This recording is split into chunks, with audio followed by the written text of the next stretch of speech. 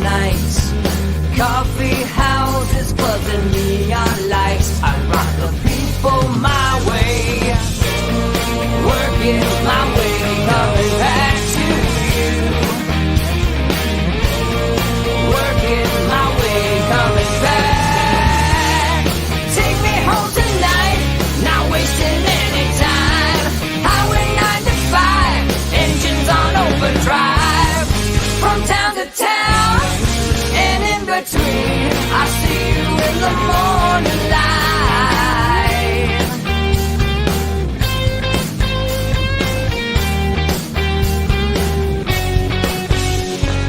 New York, Boston, Philadelphia, LA, I still see your face.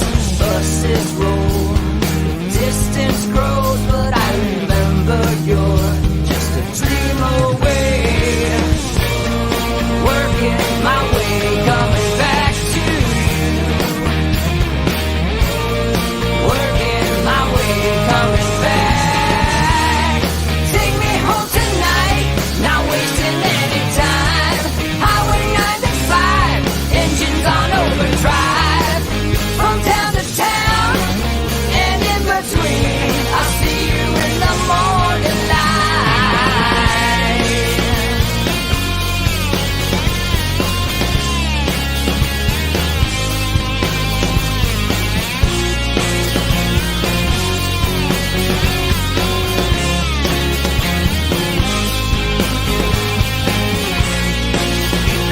Light on as I drive on, singing our song.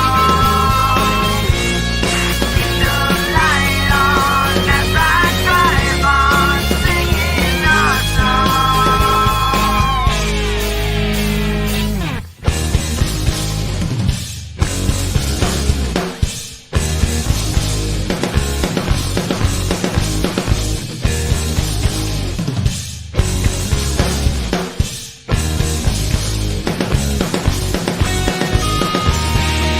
Take me home tonight, not wasting any time. Highway 95, engines on overdrive. From town to town, and in between, I see you in the morning light. Take me home tonight, not wasting any time. Highway 95, engines on overdrive. From town to town, and in between, I see you in the morning light. Take me home tonight, not wasting any time. Highway 95, engines on overdrive. From town to town, and in between,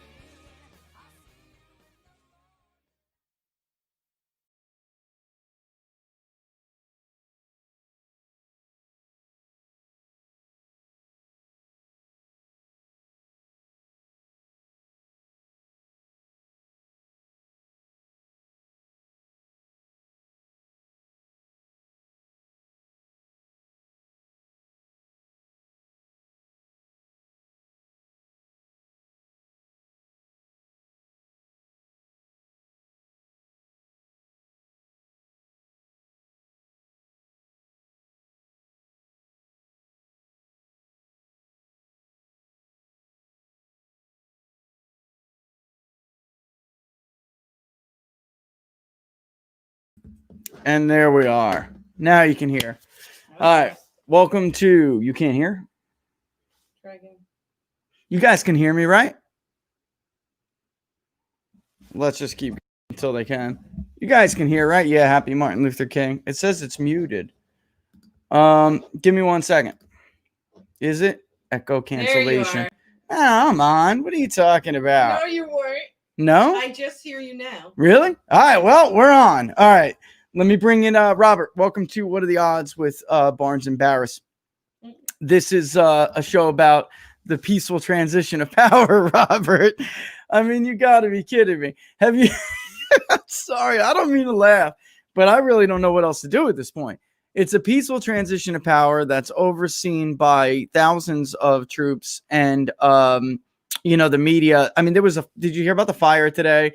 There was like a fire in the homeless camp, And which is, by the way, Jack called that, because Jack is like, there's a homeless camp underneath that bridge, that, what are they, overpass, and it's basically a homeless encampment, and they have everybody on edge, everybody afraid, everybody so petrified that they evacuated everybody, Robert. It was like, it's such total nonsense. This is what we've become, really. What is your take on this? Hold on one second. What up? No doubt. I don't understand. I understand part of them trying to pretend that the Capitol Hill, riots were really an insurrection and it really was a coup, and in order to elevate and escalate the visual significance of it, to have this massive troop presence to show people this is what we have to have because the Trumpers are going to do a second civil war at any moment. I get reinforcing all that, but at some point it gets over the top, doesn't it? Yeah, for 4 years, walls don't work, barricades don't work. The whole damn city is walled off. People, if you haven't seen this, and I'm glad that I'm actually not there right now, because just got friends like, yo, look at this. This street, this place. Remember what we ate, a couple months ago? Look at this. This is, it's just crazy. It looks like a military junta is trying to prevent a failing government from destabilizing. That's what the capital of the United States of America reminds me of right now. If you've ever seen a developing country where there's just like, a question over really who's in authority and who's in power, they're desperately trying to cling to regime credibility. This is what this looks like right now. This is not, has anyone been inaugurated in our lifetime under these conditions? Even Lincoln didn't have the Capitol locked down like this in his reelection, and people were on edge back then. They were on edge during that year. We were in the middle of an actual civil war, a real one. The January of 18, because when did the Civil War end? It was April 1865. 65, yeah. April, it was like 3-4 months 18. After he was inaugurated, wasn't it? Right. Yeah. Everybody knew it was coming to an end, but people were scared because they thought somebody would do something stupid. That, basically what exactly happened, a lot of people were afraid of, that somebody would take a shot at him or somebody. And in fact, they tried to decapitate his entire administration. A lot of people don't realize that, but it wasn't just an assassination. Except, as I recall, for some reason, the Secretary of War was not attacked that night. Yeah, that's another story for another day. The man who was set in place to become president, if all the other assassination attempts had worked, was the one guy who they didn't try to kill somehow. So lapse of security. Strange how we always find these lapses of security around these kind of events that have this almost stage-like effect on the political equation. There won't be any excuse this time. But, apparently, I'm thinking three different things. Either one, that they're obsessively paranoid and just don't understand the visuals might not look so good. It's one thing to have them there to a certain degree. It's another thing to have them there like they're having them there now, where there's not even going to be a crowd. Yeah. I think that that makes Biden look, as you point, looks like a military junta. When you have like the Capitol is under siege. Yeah. I'm not sure that's communicating what they think it's communicating. It might be to their core audience, but I don't think it is necessarily to everyone else. The second component is apparently, I don't know whether the QAnon op, if it wasn't an op, has gone too far afield, if they don't even themselves know who or what is behind it.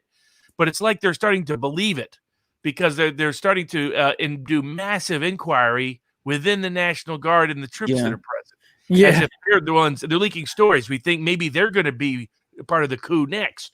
That it's an inside job. It's like, what in the world? Well, they duped themselves into collusion, Robert, for a second there. Everybody knew that was bogus, Russia collusion. Everybody knew that was a lie, but some people did dupe themselves. You have whole Twitter stars, and I was taking pot shots at one before because of Project Veritas coming out with the video. They're gonna retroactively ban accounts that were into these conspiracies. Well, what about people like Seth Abramson?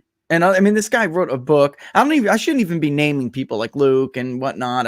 I really shouldn't even be naming these guys because they duped themselves, Rob. They really believed it. They were assets. Famous, and they got just like Lynn Wood did. They're getting famous and ultimately even potentially well off. But what they're really looking for is fame. Yeah, celebrity. That's right. They got it in droves. Yeah, and like all the QAnon folks were texting me today. They're like, hey, you think these troops are really here just for no? It's all mass arrests are coming. Mass. They still believe it. They still believe it. All this time later, it's almost like they're staging this to convince Q people to do something stupid, to convince them that this is all still part of the plan. Still part of the plan. That's going to be Trump up there on Wednesday. Not going to be Biden. How in the world? This was the most effective psyop I've ever seen in American history. Yeah, I don't know. I mean, do you know of another psyop that's as effective as this one at diluting this number of people, getting them to do completely counterproductive things, counter to who their own life history is? And they clearly targeted people that were religious, people that were in the military, and people that were in law enforcement. Yeah, and they took their sort of oath to country or God and replaced it with oath to Q. And you know what's so honestly impressive about it is that there were so many people that were pushing back on it, and yet it just didn't go anywhere. And I'm talking about for years, right? So even during the Mueller investigation, we might have been, because I remember when you and I first started talking about this, only because I knew your background and I knew you were not going to be one of these guys. So that's why I would like, Robert, do you believe these people are going on and on, pretending like Michael Flynn's in on like some massive like plan? And because I knew you knew Robert Mueller, you knew who he was. Remember? Mueller was a white hat. Sessions was a white hat. Huber was a white hat. Durham was a white hat. Barr was they were all in sequence, somehow magically white hats. No, they weren't. I mean, Sessions was not a bad guy. Sessions just didn't understand he needed to step up. Right. But Rosenstein was bad. Mueller was bad. Huber was bad. Durham was bad. Barr was bad. They all were. Barr is still taking pot shots at Trump today, doing interviews with different. I mean, amazing how much the Bush family set old Trump up. Now, that's partially on Trump. There are people that told him this. That, the fact that Barr got almost unanimous consent in the Senate was a bad sign, not a good sign. Yeah. And I try to give Barr the benefit of the doubt. Me too. But what a scam artist he turned out to be. Me too. Not only was he sandbagging Trump on Spygate, sandbagging Trump on covering up for the Bidens, then he sandbagged Trump on the fraud investigation, and now he's making up ridiculous claims that blaming Trump for what happened at the Capitol at Capitol Hill. I mean, and now he's leaking saying, oh, he told Trump that all the election lawsuits had no basis. Barr doesn't have a clue. Barr hasn't done an election contest in his life. I was just going to say, what would he know? For 5 minutes on it, that lard ass. So what a crock. He should go back upscale and up Manhattan, go back and play his little bass like he was when he was a little kid with his mommy, and go back to that upscale, richer lifestyle trader that he always has been. Maybe I'll write a separate book on Bill Barr, the traitor. Remind everybody about his dad's peculiar interest, science fiction. His dad's hiring of Jeffrey Epstein, putting Epstein in connections. Barr needs to be tarred and feathered publicly the way he deserved. He frankly deserved for what he did during the Bush regime, Bush regime. I don't care if he was Robert. I don't care if I don't really care what they have to say. I know what the FBI took from Matt, and I know some of the stuff that that obviously just from us all sharing stuff with each other. I know he had no time to go through that. A single thing that you guys presented? Have they refuted a single thing? Absolutely not. We got an email the other day that accused. Are you ready? They accused me of, but nothing was public. It's just they sent us an email basically saying that when I screen share and we open up the voter file and I go through, they accused me of fabricating not a screenshot, an entire stream of, and I'm like, wait, what? Do you not understand? Those aren't images I'm showing. That is a feature in the streaming service. Like I'm clicking on share my browser and we're going into the database live. What the hell are you talking about? I mean, the most ridiculous attempts to explain away what I show, attempts to, because I think they figured if they did that, they wouldn't have to explain names, so like when Matt or I went through actual records and would be like so-and-so, John Smith at this address, date of whatever here, so I guess they tried like that, but they didn't. The only thing PolitiFact launched was that smear, which Snopes debunked them. So, which is incredible, guys. I really cannot believe it. But Snopes called and said, listen, I think they may be taking you out of context. What did you mean by this? And I couldn't believe it.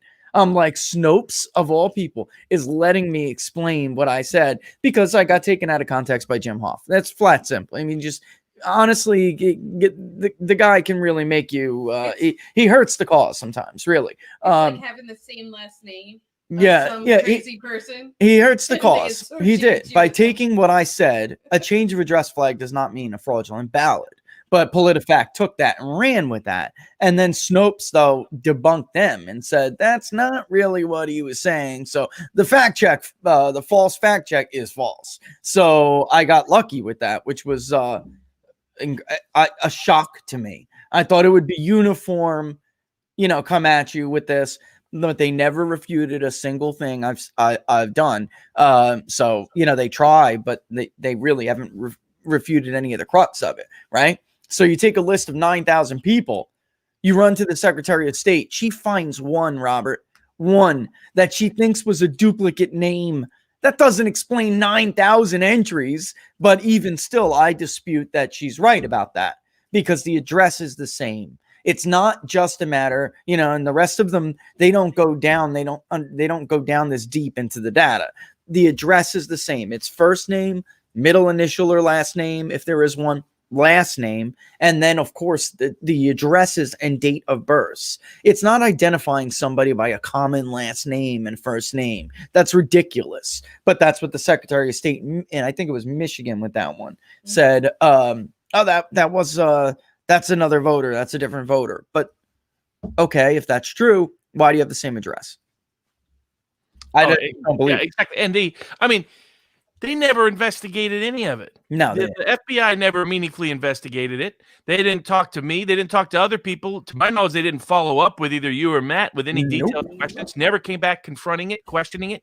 So for Barr to be talking about that aspect at all, if Barr wants to talk about whatever Wood and Powell are talking about, fine, have at it.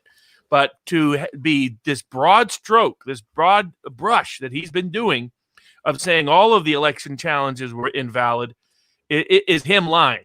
It's him being the fraud he's been his whole life and his whole career. And that his most fraudulent actions was pretending to be an independent pro-Trump Department of Justice Attorney General when he wasn't. And he's a guy that deserves a public expose as his final political obituary. And I'll be happy to help write it. The final deception for me was getting I don't want to blow him up, but somebody who was in the Trump administration, who frankly, I'll just put this out there, who I wanted to be attorney general because I thought he would be a legit attorney general who's fearless and really, he can't be bought. He can't be bullied. They've tried. This guy, they have tried. And he said about a month and a half or 2 months before the election, that Barr's balls have been cut off. That's the basic way to put it. That he has been neutered. If he ever had any inclination of doing something to right the wrongs or, that it was nonsense, I was not in disbelief. I just didn't want, I needed proof. I was like, look, I wouldn't at all be surprised. I just like some proof. Well, I got it a couple weeks later, which was the letter that Barr sent, that Barr signed, kicking off the Durham investigation. Folks, it was just recently. I mean, it was a joke.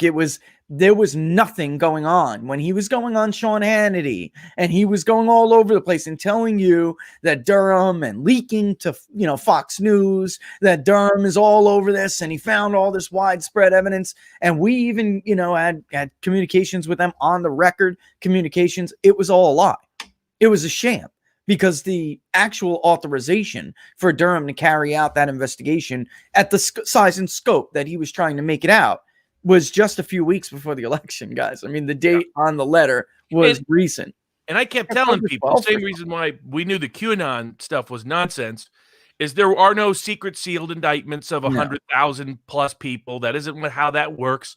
That the documents they were referring to as sealed documents are not even indictments. There's hundreds of thousands of sealed documents in the federal filings for 100 reasons. Sometimes it involves trade secrets. Sometimes it involves other kinds of civil proceedings. Very rarely are any of those indictments. That's very small, tiny, in the single digits are actual pending current indictments that will soon be unsealed for a range of reasons. There was no massive secret indictments. There were no massive secret arrests. I mean, at this point, how do people still believe Lin Wood? It's incredible. I get it. You can get on YouTube and get 500,000 views if you just put Lin Wood in the title and say something positive about him. Not only has the guy clearly been insane now for about a year, I mean, everything he's predicted has been false. I've had people say, oh, well, he got Pence right. No, he didn't get Pence right. He was the one telling you that Pence was going to do this dramatic action in December. And then when it didn't happen, he had to come up with a cover story. And so then he turned Pence. Yeah, right. You were the ones that were telling you Pence would never take proactive action, even if I thought he legally had the power to do so, because it's just not in the guy's nature. Whatever you think of him, even if you're a fan of him, he's not the guy that's going to go. Not anymore. Laura was. You heard that? A lot of people forgot who Pence was. In other words, there's the version of Pence that's Ryan's best friend host from Indiana. And that's a good bridge. We can discuss what Mike Pence's future is, if any. His brother didn't do him any favors either by not voting for an election contest. Who's a congressman from Indiana. Yeah. But, there's the version of Pence that's the talk radio host, that's very sociable, that's very likable, that has the wife and the kids, that, has the sort of middle America. Sounds just like you. Yep. Trump loved the look. Trump loved the image. He's like, this guy looks military. This guy looks middle America. This guy looks clean. Yeah. Trump's obsessed with that for a range of reasons.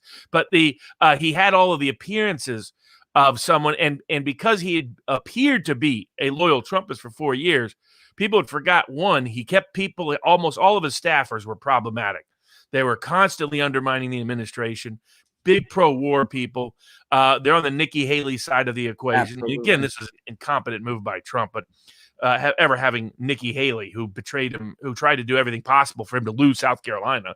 Now, that was part of the reason for that, was to remove Haley from South Carolina so he could reward the lieutenant governor with making sure he became governor as payback, because that was the only state politician ever backed him in the early primaries. Yeah.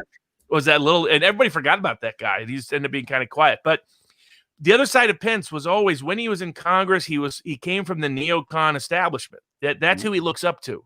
So I think Pence has sort of is well intended, unlike, say, a Bill Kristol, but he tends to idolize the Bill Kristols in terms of policy. That was his history when he was in Congress. That's who he chose to staff his vice president's office with. That's why it was his office that sabotaged Flynn. His office that sabotaged Assange, his office that took a lot of actions on foreign policy that, frankly, were problematic, that helped feed the Ukraine gate, key staffers of his. So it's just the whole world got to see it and witness it, and he handled that very poorly. That is, like, even if he believed, my prediction had always been my beef with him. That was my beef with him. He should have wrote something. The people deserve something better than what he wrote. Or let the world know what you're doing. Let the world know why. And if I were him, I would have opened it up to kind of a discussion. In other words, let people like me or other people write on the opposite side and have your advocates write your position and me write my position. Now, the reason they waited is because, even my friend Sean Trendy thought that this was a frivolous position because nobody had written on it enough. The reason why he waited is because if you had a public debate about this, then you find out John Adams exercised power, Thomas Jefferson exercised power. Republicans all agreed in 1876 that the vice president had this power. Only reason he didn't exercise it is because Democrats were smart and they filibustered the counting of the electoral votes. They wouldn't allow the electoral votes to be counted. That's how that whole thing happened, because Democrats controlled the House. Back then, the House filibustered. You don't have that so much now. So to wait until the last minute to do it was really poor form. It was cowardly. It was cowardly. And now he's going to be on the stage with Biden. My personal view, Pence could have a future in Indiana, but I don't see how. And then his brother votes against the electoral challenge. One of the only 30, 40 Republicans to vote against the electoral contest. So everybody gets the message of where Pence really is. Mm-hmm. After he made speeches like at CPAC and at Turning Point, where he was like, "We will count every vote. We will not allow any illegal." Right there, I was right there. That rhetoric, if you're gonna go hide under a rock, Mikey. He said, "Well, I will do everything and anything to make sure this election is not stolen." Blah blah blah. It was just a week and a half. We saw him a week and a half before he sent that he didn't even send the letter out. He dropped it on Twitter. I mean, it was such a cowardly politician move, very much tail tuck between your legs kind of cowardly move. That's what you come to expect from so many other ways to do that. Like, what he could have done is he could have subjected it to a vote in the House and the Senate, knowing that where that vote would go. Doesn't matter though. Saying, At least I believe I could have this power, but only if the current House and Senate gives me that power to because down deep he just didn't believe there was public support for him to take that action. Now, if that had been W rather than Trump, I suspect that his advisors would have been pushing a different direction. He may have taken a very different direction. Yeah, I totally agree. Just because we witnessed how everybody they were the Republicans with the backing of Fox News were getting ready to overturn Florida in 2000 when it was Bush v. Gore. I mean, understand this, guys. If the Supreme Court did not come to their aid, all right, then they were the House anyway. The Florida House was going to just ignore the vote counters in Miami-Dade and cast their own electors. That's what they were going to do. So, and by the way, a young upstart guy named Marco Rubio was all in favor of it. So, I mean, this is just such a sham. It really is the story of Trump's administration, that people act one way with him and act another way with their buddies and their friends. And some of us had been telling them that for 4 years. So part of this I put onto Trump. So we've been telling them, put allies around you. You keep putting adversaries around you. You keep cannot make friends with them. Punishing your friends. Yeah. And he did it for 4 years. And I mean, that's why I'm not 100% sympathetic. I'm sympathetic, but not 100% because all the things we warned him of just came to roost. Yeah. I mean, going on back to March. Mike looks like, Mike, he's a character. For those of you who don't know him, Mike Cernovich, he's a character.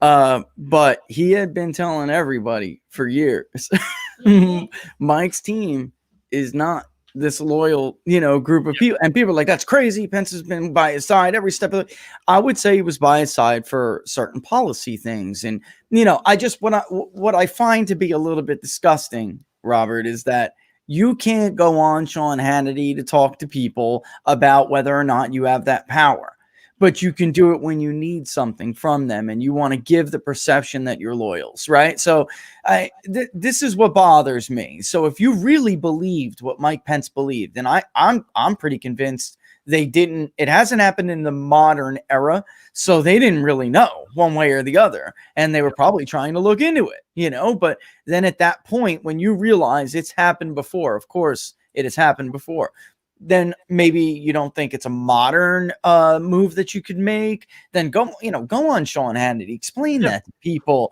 I don't understand what, because I thought the position in defense of him would be, I may have this power, but the country doesn't realize I have it, and I don't believe the country is ready to accept me exercising it. Well, just admit that. Say that and go on for a month, explain it in advance, see if you get enough public support or not, enough congressional support or not. Take proactive action with the states, which he could have done. And he could have leveraged this power from the get-go and said, as the vice president, I will not count electors, or will at least request the House and Senate not count electors that do not meet certain measurements of transparency in an election. He hid. He talked big rhetorically, and then he hid substantively. And then when it came time to take action, he took the weakest way out. And I think my view is forecasting sort of on the what are the odds format. I don't think Pence has any national future. I think Pence may have a future still in Indiana if he wants it, but I don't see him ever getting elected nominated president. Do you?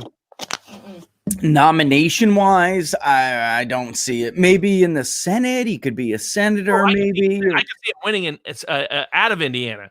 I just can't see him winning this was a guy that if Trump had won, he would have been set up very well to be at least nominated and maybe win the presidency. I think in one clean moment, he wiped that slate clean, because a lot of people I knew that were fans of his are not happy with how he handled this. Even if they're like, I can see maybe him coming to this conclusion, but this was not the sign of presidential character. I totally concur. That's exactly what I'm getting from it. It's not like they expected him to race to it and do something. They just expected more, not the cowardly tail between your legs, drop the letter on the desk and run kind of answer. That's what that's exactly what I'm hearing. Look, Okay, maybe he didn't think he had the power. I'm not even sure he does, but didn't we really deserve more? And I even think that for the most part people for all the work they did for him, Robert, all the doors that were banged on for him. You got to understand and that's the thing.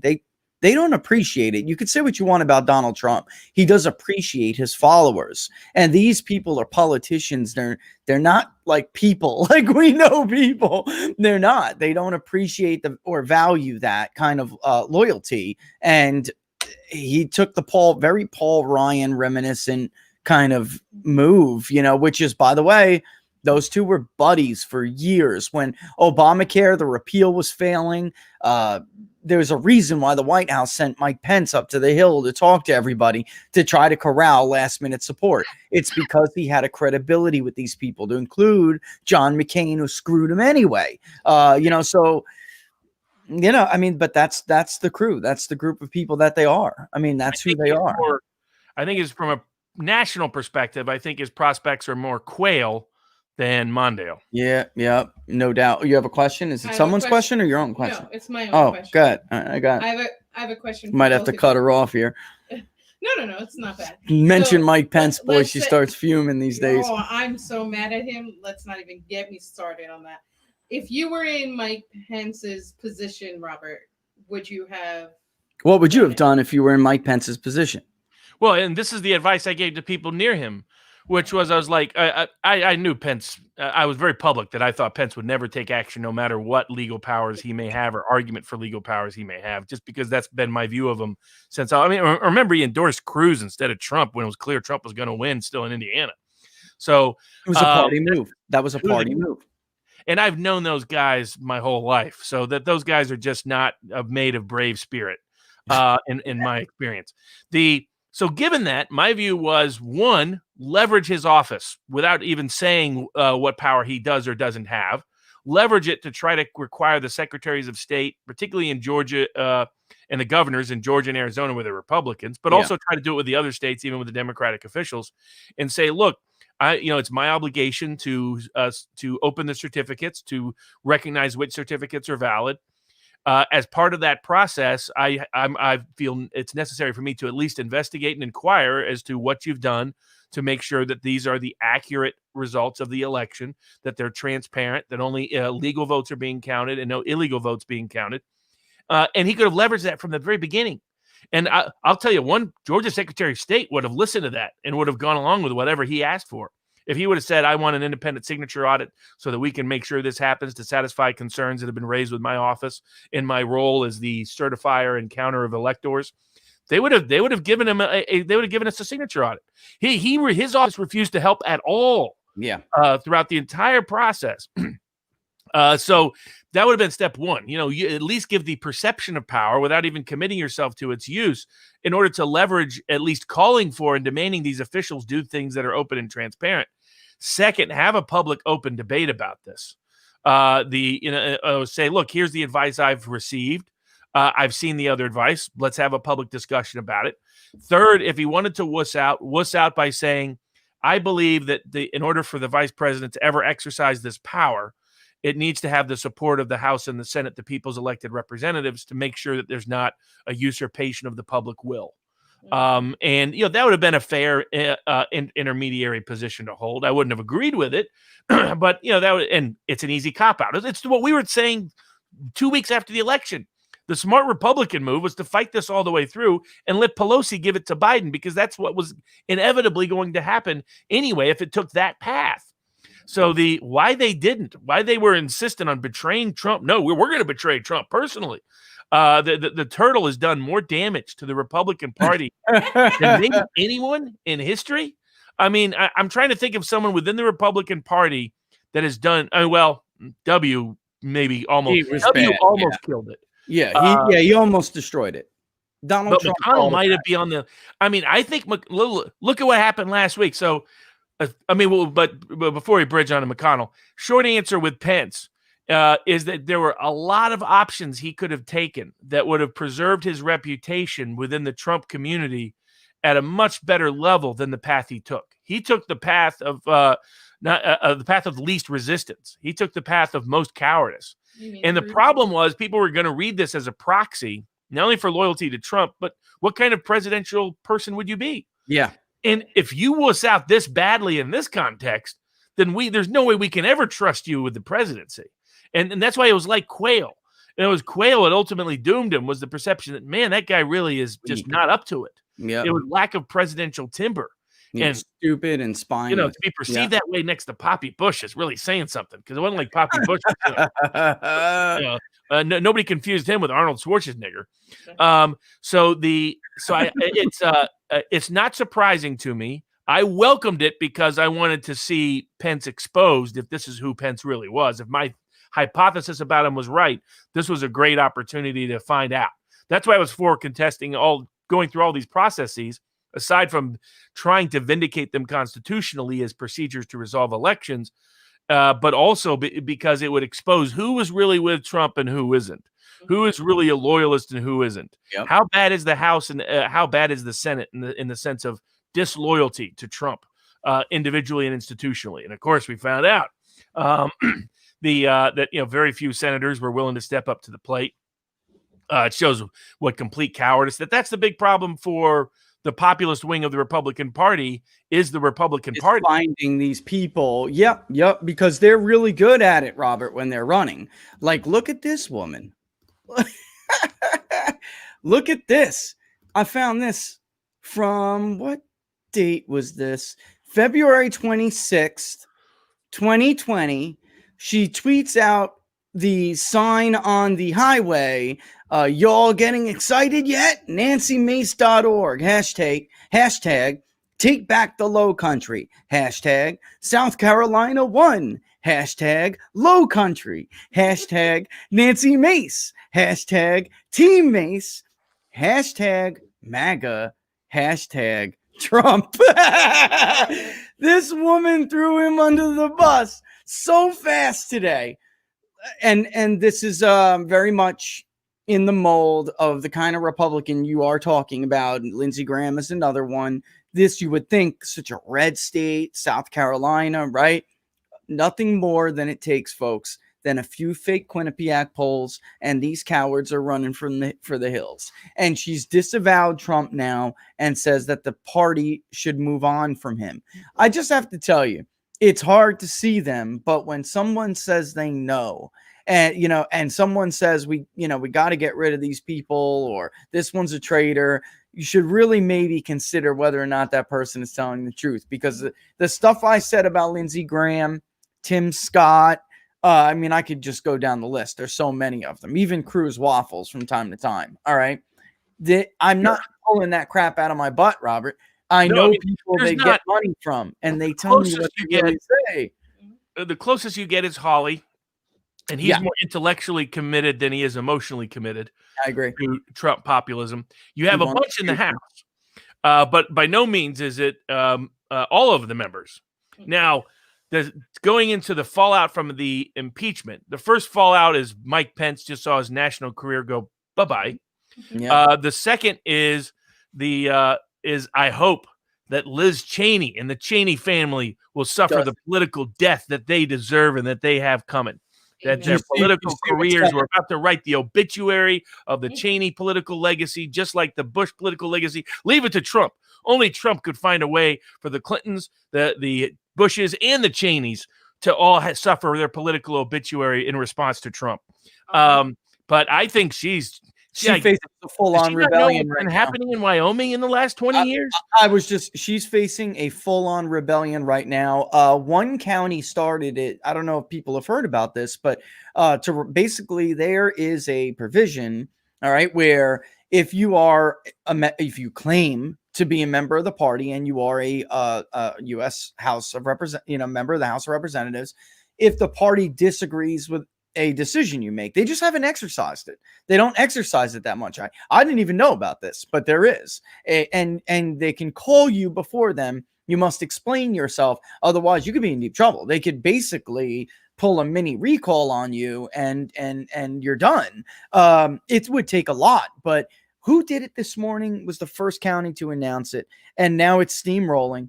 And I just heard maybe 45 minutes ago before we went on air, this is legit. This is going to snowball. People are pissed, Robert. They're mad as hell. She voted for impeachment. They know it's about the war. It has nothing to do with, this is something that bothers me a lot. This pretentious nonsense from people like Liz Cheney, who's a freaking mass murderer. Can we just be honest? Her whole family is filled with mass murderers because her father is a scumbag liar. There's hundreds of thousands of dead people that, in Iraq that should never have been dead, including, I think the last time we checked, 66,000 civilians or something have been killed or maimed as a result of an invasion driven by a lie. I mean, and they pretend that it's virtue or, like some principle they disagree with him on. It's such a load of crap.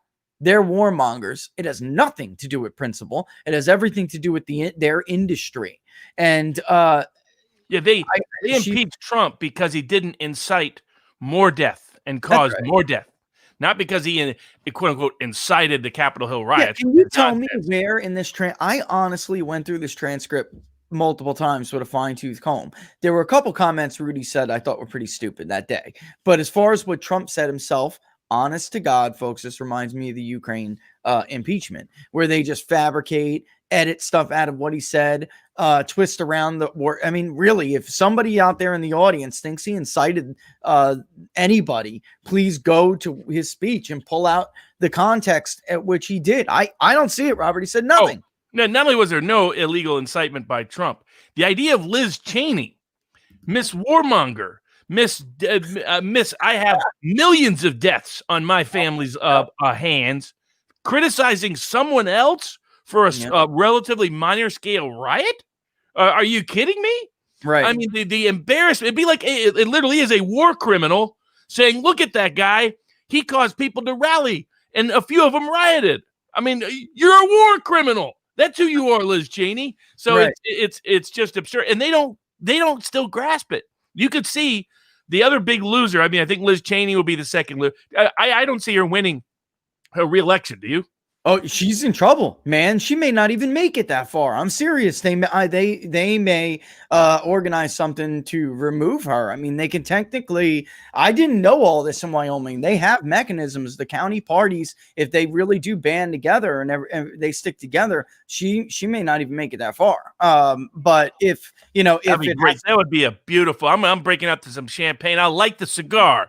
I'll tell you. I was waiting in the queue on War Room. I heard the first guest going on about it. When I got off the show, I started looking into it. And people were like, oh, yeah, man, they can embarrass you. They could bring you back. Like, basically, she'll be like Benjamin Franklin when he was the ambassador in England. And they pull him in and like, you're just a filthy colonist. Answer for your actions. You know what I mean? It could be bad. They can basically abuse the hell out of you. And they're mad, man. They're very angry. That's legit. And because, sometimes people up and puff and then that's it and they go away. I don't think it's going away. I think it will be great to witness, great to see. Yeah. And I think of the other 10, it surprised me. I reached out to, I forget who was one of the crystal ball people that worked with Sabato, Coleman. Kyle. Oh, okay. Okay. And I asked him, I was like, these 10 people that voted, I assumed that they were in Biden districts. Yeah. And he wrote back and said, most of them are not. Yeah. I was like, you got to be, these idiots are in Trump districts and they just voted. I was like, now in Washington, they have that top two. So the one of the Republicans out of Washington that voted for impeachment won because of Democratic votes, because the two Republicans were in the top two, and that's how he got in. That's why that top two system tends to favor establishment people more often than popular. It sure does. Yeah, we're in a race right now out in California, but that's a challenge right now. I mean, that's the way it is. But I think of the others. I think that a majority are going to lose. Kinzinger's been a prick since 2016, though he ran as a Tea Party guy. That's how he got in all of them do. All of them run as Tea Party people, populist wing, true conservatives, and then they get their power, and then they're catering to the lobbyist crowd, to the think tank crowd, to the political establishment crowd. But I think most of them are going to go down because when I was looking at those districts, it's a Trump majority in the primaries for those that aside from the Washington ones, there's two from Washington, not a surprise because of that because of that top two system they have there. I thought of the other 8, 5 to 6 of the 8 will go down, so that a majority of those and one of them was a freshman from Michigan, Meyer, very bold. I was like, he guaranteed himself a challenge. Well, what in the world were any of these people think? They had really convinced themselves what we were talking about over the last several weeks, what I saw in Georgia. They had convinced themselves that the Republican Party, now that it could finally get rid of Trump, it would be magical back to 2014 and everything they would have the House and the Senate and the presidency and the governorship. Now McConnell has come out and told people this. And clearly, McConnell clearly misread the script because he was trying to leak, 30 to 40 House members are going to vote for impeachment. Yep. That was never going to happen if these people had an IQ over 50. They only got 10, and of those 10, I think 7 or 8 are going to be gone. And boy, will that be a message in 2022. And Meyer, Trump rarely get primaried successfully. Meyer, there's his own the statements very much will be thrown. I could be, if anybody was smart, throw them right back because that. Again, much like Mace, actually, I think was probably even more pro-Trump than Mace, which is, Ukraine's a fraud. It's all, so a big game, talk a big game until you get in there, like you said, and then it's all very different. And plus, you never know what these people were promised. McCarthy's so full of crap. I don't think it's best for the unification of the country. That's the only reason why he telegraphed it himself. Do you think these people don't read the transcript? Or you think they're just cowards? I tend to think they're just cowards. They know it's all bogus. It's all about getting rid of Trump because they see Trump as this interloper and looking at any pretext to do so. I think every single Democrat voted to invoke the 25th Amendment. There's nobody that can constitutionally seriously say that applies. It shows how completely bogus we're defending the Constitution nonsense was during the election contest challenge. The Constitution means whatever they want it to mean. It doesn't mean anything to them. No, they don't give a damn. Binding or controlling. 4 years ago today, Robert, this is what drives me nuts. This completely phony outrage over what he does. And 4 years ago, the loser, the so-called civil rights hero, Mr. Lewis, right now he's gone. All right. And a slew of other people decided they weren't even going to go to this man's inauguration because he was a usurper. He was a traitor. He stole somehow. It wasn't ever defined well for us, but he partnered with Vladimir Putin, and the two of them with their pinkies to the side of their mouth stole the election. He was a traitor. He was illegitimate. Lewis used that word. I will not go to his inauguration because I will not go to the inauguration of an illegitimate president. That is what he said. Not banned from Twitter. They had probably 500,000 people in the streets, and they were burning cars. They were toppling cars. Actors and everyday protesters were calling for the death of the newly elected president on his inauguration day. This is just such a complete and all of them walked. It's interesting we're seeing who the FBI really is. They spent 4 years illicitly spying on and smearing the president. Yep. And while spending 4 years covering up for those people who did so, they took no meaningful action against all the rioters all over all summer, or during the Trump inauguration, or during the Senate hearings for Kavanaugh, or during the climate change occupation of the Capitol. But now they're going to make sure everybody who simply walked on that hallowed ground of the Capitol without a permission slip spends years in federal prison. It shows you who the FBI really is. And how corrupt that institution has become. Because the people who make the decisions are all at the top, you might have some honorable, honest people at the line level, but you don't have anybody with decision-making power with any honesty at all, frankly. It's clear and a lot of those rank and file people, they're old school. And I know two that have put in for early retirement. They're out. They're done. There's no way to take it out from you can't excise the cancer when you're rank and file from the inside. So they just chose to take their retirement and go. And that's not good for the future of that agency, because that means that, well, the rank and file, Comey doesn't represent the rank and file. That's going to not be true if we keep losing the good people who are fed up. They throw their hands in the air and they call it quits. They feel like there's nothing that can be done. And this is partially on Trump. There just needed to be a purge. They needed to purge everybody at the top, everybody in a political decision-making role. If you had on your resume that you had any decision-making role, you needed to not be promoted and encouraged to resign. And a completely new group of people brought in. And his failure to do so was another key failure that sabotaged him, that ended up being one of those straws that broke the camel's back of his reelection campaign. Because they weren't, an honest FBI exposes that Biden is under massive criminal investigation. Imagine if the FBI had confirmed that either during the summer or in October, that Biden loses. It's that simple. A majority of Biden voters, as we saw from the polls, didn't even know much detail about the Hunter Biden issues whatsoever. We asked. It didn't even get to 70-something% of the total electorate until the final week, right? Yep. This is the final week. After some people had already voted. A lot, millions had already cast their vote. It was over. You couldn't pull it back if you wanted to. And every time I think about that, rings in my. By the way, yet another guy, not old timer, but at the Bureau long enough to put in his papers. He was spot on, man. He was right. There's no power.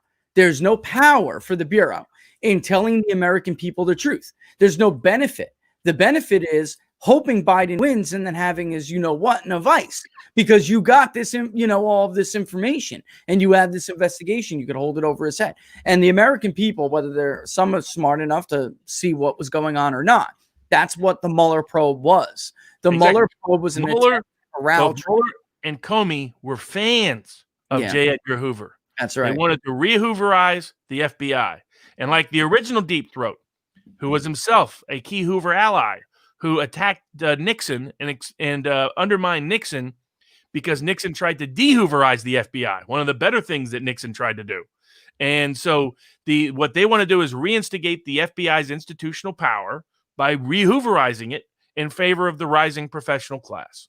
And they've aligned those people with them. They've put the professional class types, a lot of lawyers in particular, in positions of the high-ranking power within the FBI.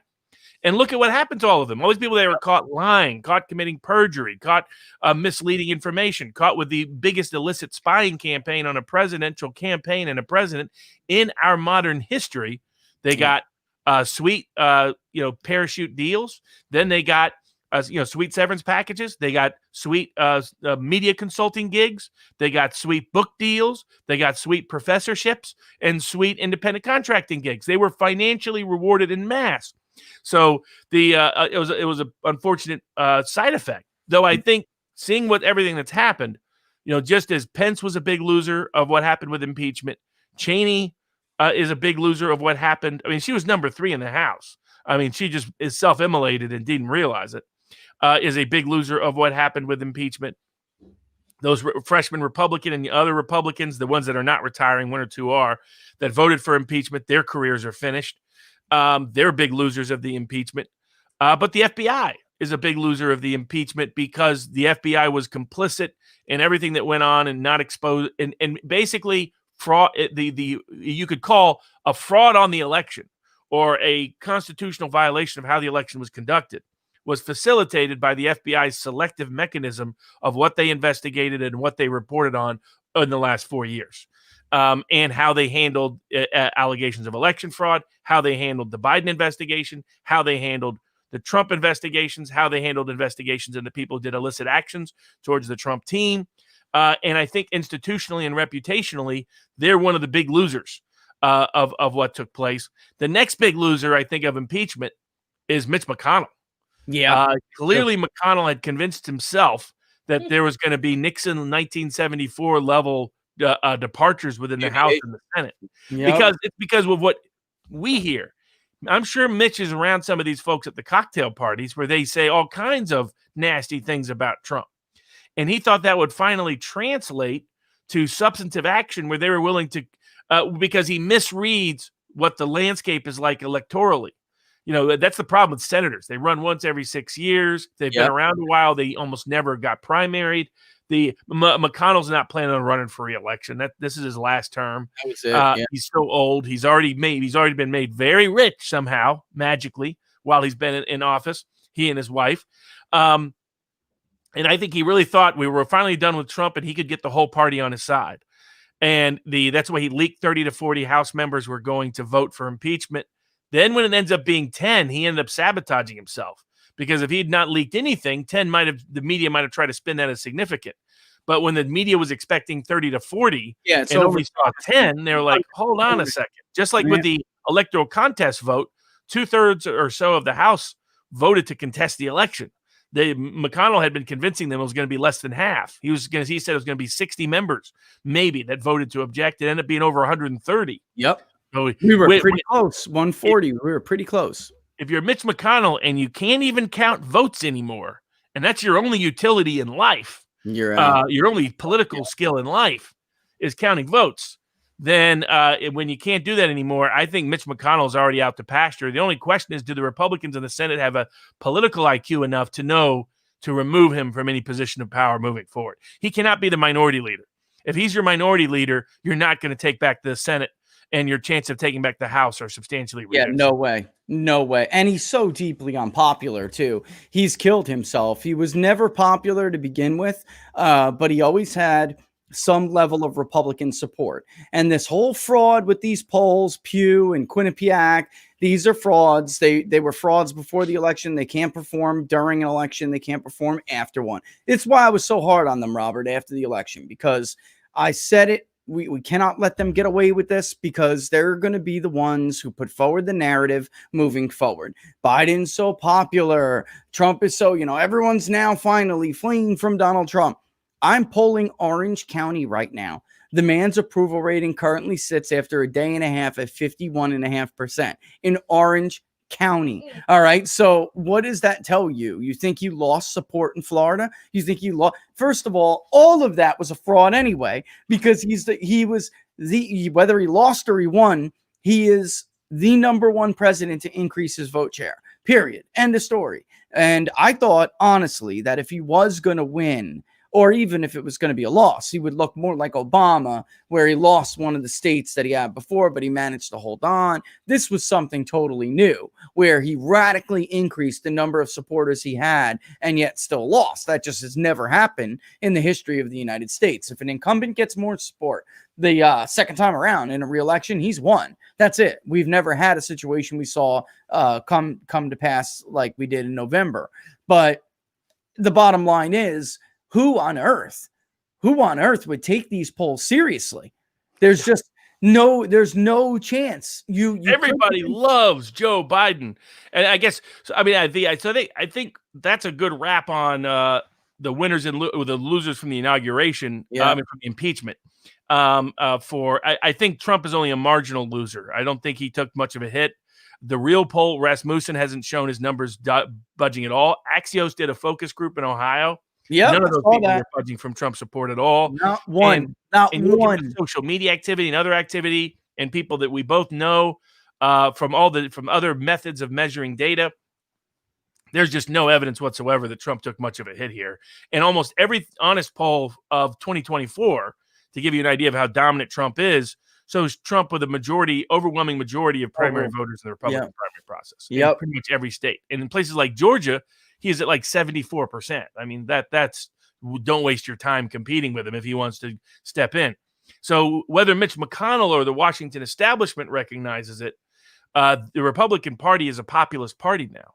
Yep. And the other thing they don't get is Trump was representative of that. Trump was not the reason for that. Yeah. That the party had been shifting since you go away. I mean, the first shift was mid-1960s. 1966, the first entry of a lot of middle-class ethnics and Southerners into the Republican Party mix. And that was the first, and a lot of them were like Wallace-type voters who ended up voting for Nixon in 72. Yeah. Then that was sort of momentarily derailed by Watergate. Carter builds a coalition like Biden's coalition that's almost unsustainable. And then Reagan sort of puts a cap on that coalition in 1980. And then with the end of the Cold War, things were going to change, because perceptions of foreign policy, the old isolationist populist wing of the GOP, and that's the historical basis of the Republican Party going It way is. back. Even America started First with was very Civil old. War. It's been anti-imperial, almost every imperial war that took place. Places like Eastern Kansas, notoriously anti-war. Hence Bob Dole in 1976 in the vice presidential debates telling Mondale, well, if I counted up all the dead from all the Democrat wars, I'd be counting forever. That's the old Republican Party that people forget about because of W and the Bushes. The Bushes were an old elite Northeast establishment wing of the Republican Party that mostly was obliterated in the mid-1960s. That's what Phillips is talking about, that Poppy Bush brought back from the dead by pretending to be, as Kevin Phillips put it, Poppy the populist, which he kept making fun of because the guy was the least populist ever. And then, of course, lost in 92. But W came back in 2000. And I think the young Republican establishment mostly doesn't even remember Reagan. They think they do. They think they idolize. They don't understand Reagan was hated by the Republican establishment. They were convinced he was going to lose in 1980. He was an actor. The first time you had a reference to orange hair was Ronald Reagan. They said this actor with orange hair is going to be elected president. All the polls and media people up until election night were saying that Reagan was going to lose in a landslide, not win in a landslide. USA Today had him, their final front page before the election was that, it was closer than they expected, but, it looks like another 4 years of Carter. That's what, that's what, and Carter lost by 9 points nationally and got crushed. He got crushed. That election was called within 10 minutes of the polls closing. It was a fast call. We could play it all on the show. They completely missed it. But then really the next wave was 1994 when evangelical Christians joined the Republican Party en masse down ballot. They'd been voting Republican at the national level, but not at the local level. Clinton educated them that there was no place for evangelicals in the Republican Party, in the Democratic Party. So much so that Bob Casey couldn't even get a speaking event at the Democratic National Convention in 1996. Their pro-life was not a tolerable position anymore at a national level. Yeah, he tried to throw a crumb to them with Doma. That's what he was like, and it was the massive shift of evangelicals that gave Republicans their House and Senate and state legislative and state gubernatorial edge. Until that had happened, Democrats were still dominant at the local state level. And what Republicans have never come to terms with is that most evangelicals are working class. They're not professional class. And many of their politics, one of my favorite overlapping polls, going back to old polls, was in 1988. The voters that most aligned on a whole bunch of economic issues and cultural issues even were the supporters of Jesse Jackson and Pat Robertson. Mm-hmm. They had more in common than did any other set of candidates running in either party. And that's because, remember, Pat Robertson ran on Jubilee, which is to forgive debt every 49 years. That would have been fascinating. But so it's an old economic populist constituency that goes way, way back. We had Perot in the 90s, Robert, that was drawing from Republicans if they were going to be participants, and he was overwhelmingly, the Ryan wing and the Bush wing with the corporate tax cuts, that's not historical Republicanism at all. No, and really that was a brief part of Reagan's business coalition that really barely survived after Reagan because they started caring more about cultural issues than economic issues anyway. Yeah. And that professional upper middle class was shifting to voting their virtue signaling rather than their pocketbooks. That's what Trump just found out. They promised him for 4 years that his tax cuts were going to deliver the suburbs. How did that work out? Those voters don't vote that way. There's very few upper middle class pocketbook voters anymore. Maybe they'll become that way again if suddenly they're really hit. But, that's why this stuff tends to be cyclical with them. They do tend to be swing here and there because Democrats are. The Republican Party never fully understood that the evangelical part of their base didn't agree with them on a lot of economic issues, that they're populist, that they're nationalists, that they have different positions on trade, that they have different, they support a lot of Democratic Party positions historically on economic issues. And they're pros. They don't want Social Security or Medicare touched. Those are their pension plans. Their pension plans are often not available out of the private sector. It's Social Security that takes care of grandma. They don't have that, Robert. They rely on that. They don't have that. So they never fully appreciated that Even W never fully appreciated that. They thought the Reagan coalition of 1984 was still there when it was long gone. I mean, heck, the demographics of the country killed that. Completely different. And then finally you have 2010, where the old historical Jacksonian base of the Democratic Party shifts en masse to the Republican Party. And by that point, that's when the Republican Party became a fully majority populist party. It was enhanced by the business professional class wing of the party voting on issues other than economics. And, that's why the richest parts of America are voting Democrat now. Yeah. You look at Park Avenue, the wealthiest areas of Park Avenue, the wealthiest areas of Nob Hill in Boston, the wealthiest areas of Nob Hill in San Francisco, or Beacon Hill in Boston. Hill. Yeah. Beverly Hills, Malibu. These are 80-90% Democratic areas. And it's because they vote lifestyle, number one.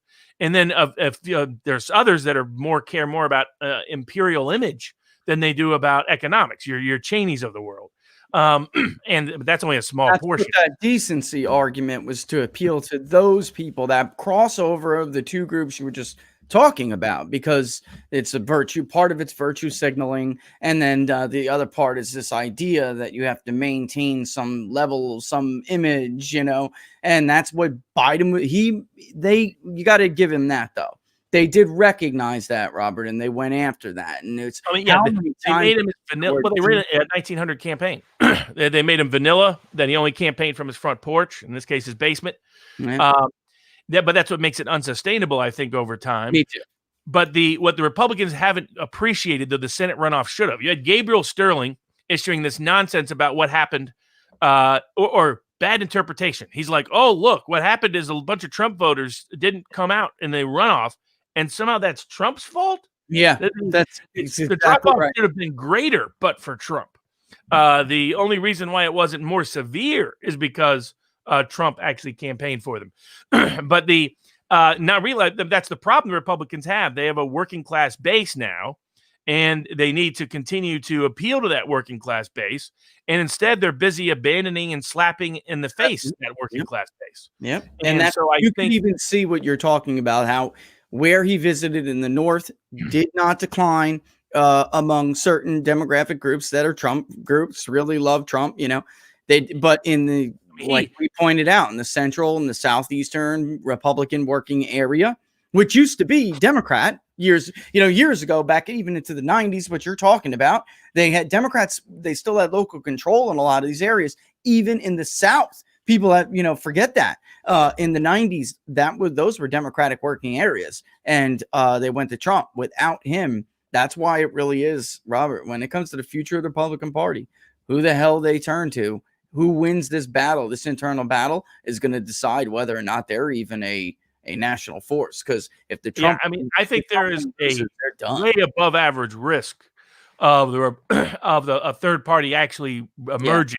Me too. What happens in the next 2 years with the Republican Party if enough people within the Republican Party that have power embrace the populist wing of the party, don't allow Trump to be convicted on impeachment, back Trump in other capacities, and back Trumpism and back populism more broadly, then they can recover, resuscitate, and just find a new populist standard bearer in 2024 if Trump chooses not to run for re-election or for whatever reason doesn't. On the other hand, if in the next 2 years they continue to pursue the McConnell strategy of abandoning Trump, if a bunch of senators vote to convict Trump in the impeachment proceedings, if a bunch of them continue to attack Trump and to attack their base, Republican Party may not exist in 4 or 6 years. Yeah. People forget third parties emerge fast. The Whigs disappeared almost overnight. I was just thinking about them actually yesterday. I was just thinking about them. Like, you know what? If this is if McConnell gets his way, they could literally vaporize right before our eyes like the Whigs did. Look at this, because I get these a lot. So I took this one. I tweeted it out the other day. This goes right to what you're saying, Robert. Read this. This is somebody in Michigan who received the fundraising membership statement. You know what I'm talking about? I have been hearing all over, and this is why Rona got mad at my tweet, but it's true. I've been hearing all over the country this kind of thing. And people will send this to me to let me know, how they feel. Look at this.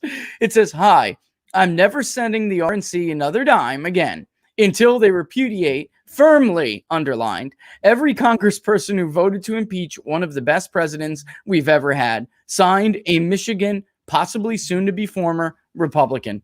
I mean, holy crap. They mailed that back, Robert, to the RNC. They mailed that note to the RNC. What does that tell you? And so don't give me this crap, Rona, like you're going to make an amazing comeback with fundraising. You know that is not the only note you receive. You've been getting those all over the country, and you know it.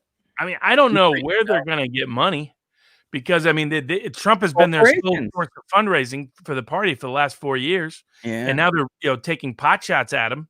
And obviously, and for virtue signaling purposes, the corporations are cutting off the checks. So where are they going to get cash?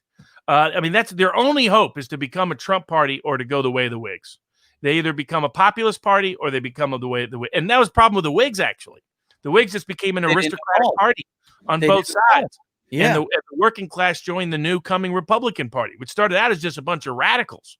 Your John Brown, they thought of them as your crazies. Yeah. But because they embraced free labor, free soil, that was their message. That's how they incorporated anti-slavery into their working class populism of the North, of both farmers and workers. And they ultimately were embraced by industrialists because industrialists saw them as the better means of protectionism in order to build up American manufacturing than the Whigs. That's exactly right. And the Whigs vanished. And then Mitch McConnell's trying to kill the Republican Party without realizing that's precisely what he's doing. And there's a lot of people up there that are contemplating it. But the fact that he could only get 10 House members voting for it, and already as soon as that happened, all of a sudden you see Tim Scott and Lindsey Graham. Maybe we shouldn't go forward. It's a good idea. There's such politicians, Robert. Tim Scott was licking his chops. They were dying to put the death knell in the sky. They're so full of crap. They are so it really, I mean, but that makes me laugh. It really does, because you know it when they both within 24 hours of each other, tweet out the letter, 2 pages long each, like they've really thought about this over, really thought this through really thoroughly. And now I just don't think it's the right move for the country. Always, of course, that they, they're like sacrificing themselves for the country, somehow. It's really ridiculous. They were dying to turn on him. Nikki Haley has opened up her PAC for 2024. Yep. And she will be the other reason why Pence doesn't have a future. That's their standard bearer. She's the corporate establishment, Wall Street establishment, national security establishment's choice. There'll be lots of media put behind her. Fox will do a lot of free interviews with her. She'll have a lot of big cash. She's the institutional favorite because they think they can play virtue signaling on top of it.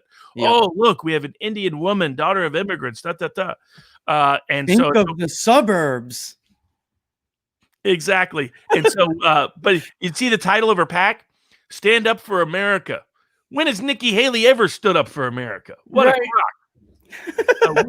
She's already made sustainable, but I don't think she has any shot. I don't think any of them, I think she has a slightly better shot than Jeb. I mean, she Jeb already made the rounds. 3 of my big donor friends, one's in Texas, one's in Florida, and the other one's in Vegas. Well, was a Carolina guy, but then moved out to Vegas. I think Carolina, maybe it was Georgia, but in any event, now out there. And they're already, I mean, everybody's like, get this. I mean, you have to take the meeting. You got to take it, or at least they feel they do, because that's how they are, I guess. They feel like it's rude, but then she leaves and they call me and they're like, listen, you think this woman has any chance in hell? It's not a snowballs. You've learned nothing in 4 years. How many times do you have to keep calling me? Come on. You ever think in your wildest dreams Mitt Romney would get 74 million votes? Did you even shoot for a number like that? Because you won't. I remember we're talking less than a decade ago now. They needed 3 to 6 million. They were hoping for more. They would never have dreamed in their life that they could increase a turnout for a party by 11 million nationally. Never. And not just total vote, but percentage of, right? So, I mean, I had people tell me I was crazy when I predicted that Trump would get 74 million votes. Yeah. And of course, I hit it right on the nose. I mean, you got 74,500,000 thereabouts. The only thing that surprised me was the Biden votes. that getting to 81. I thought it'd be around 74, 75, and he got that magical extra. Those magical ballots came in for him. And that's probably a good transition in terms of building up.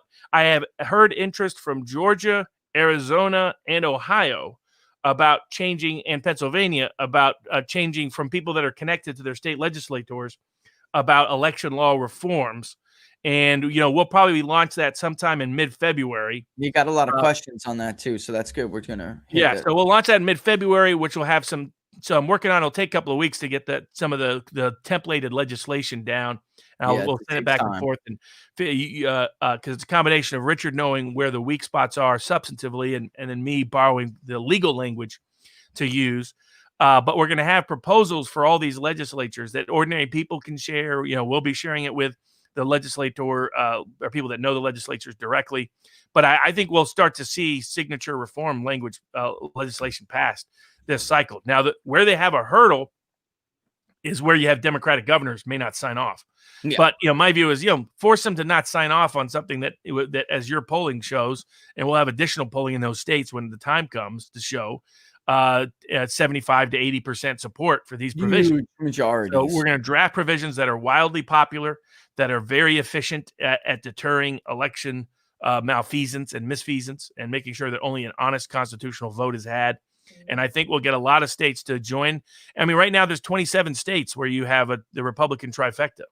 So the control of the governorship in both state legislature branches is my last understanding. And in the Michigan and in the Michigans, in the Pennsylvanias, where you have Republican control of the legislatures, well, like Robert said, make them do it. I mean, I never understood this, where, it's like that's a very much a McConnell thought, or that wing of the party thought, where, well, I can't get it done, so I'm not going to waste the time on it. No BS. You make them hold that vote. You make them sign that veto. You make them do these things. And make it most of these are up in 2022. Yeah. Make it a 2022 issue. It's a way to get Trump voters out.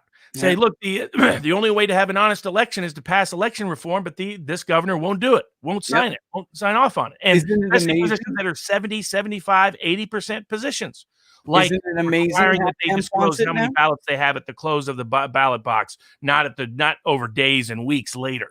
They popular provisions that can have substantial require that they video camera all aspects of this. They have the technology to do this, of course. And then we don't even have to have a personal monitor present anymore. It's just always constantly filmed, every part of the process of opening a ballot, scanning a ballot, counting a ballot.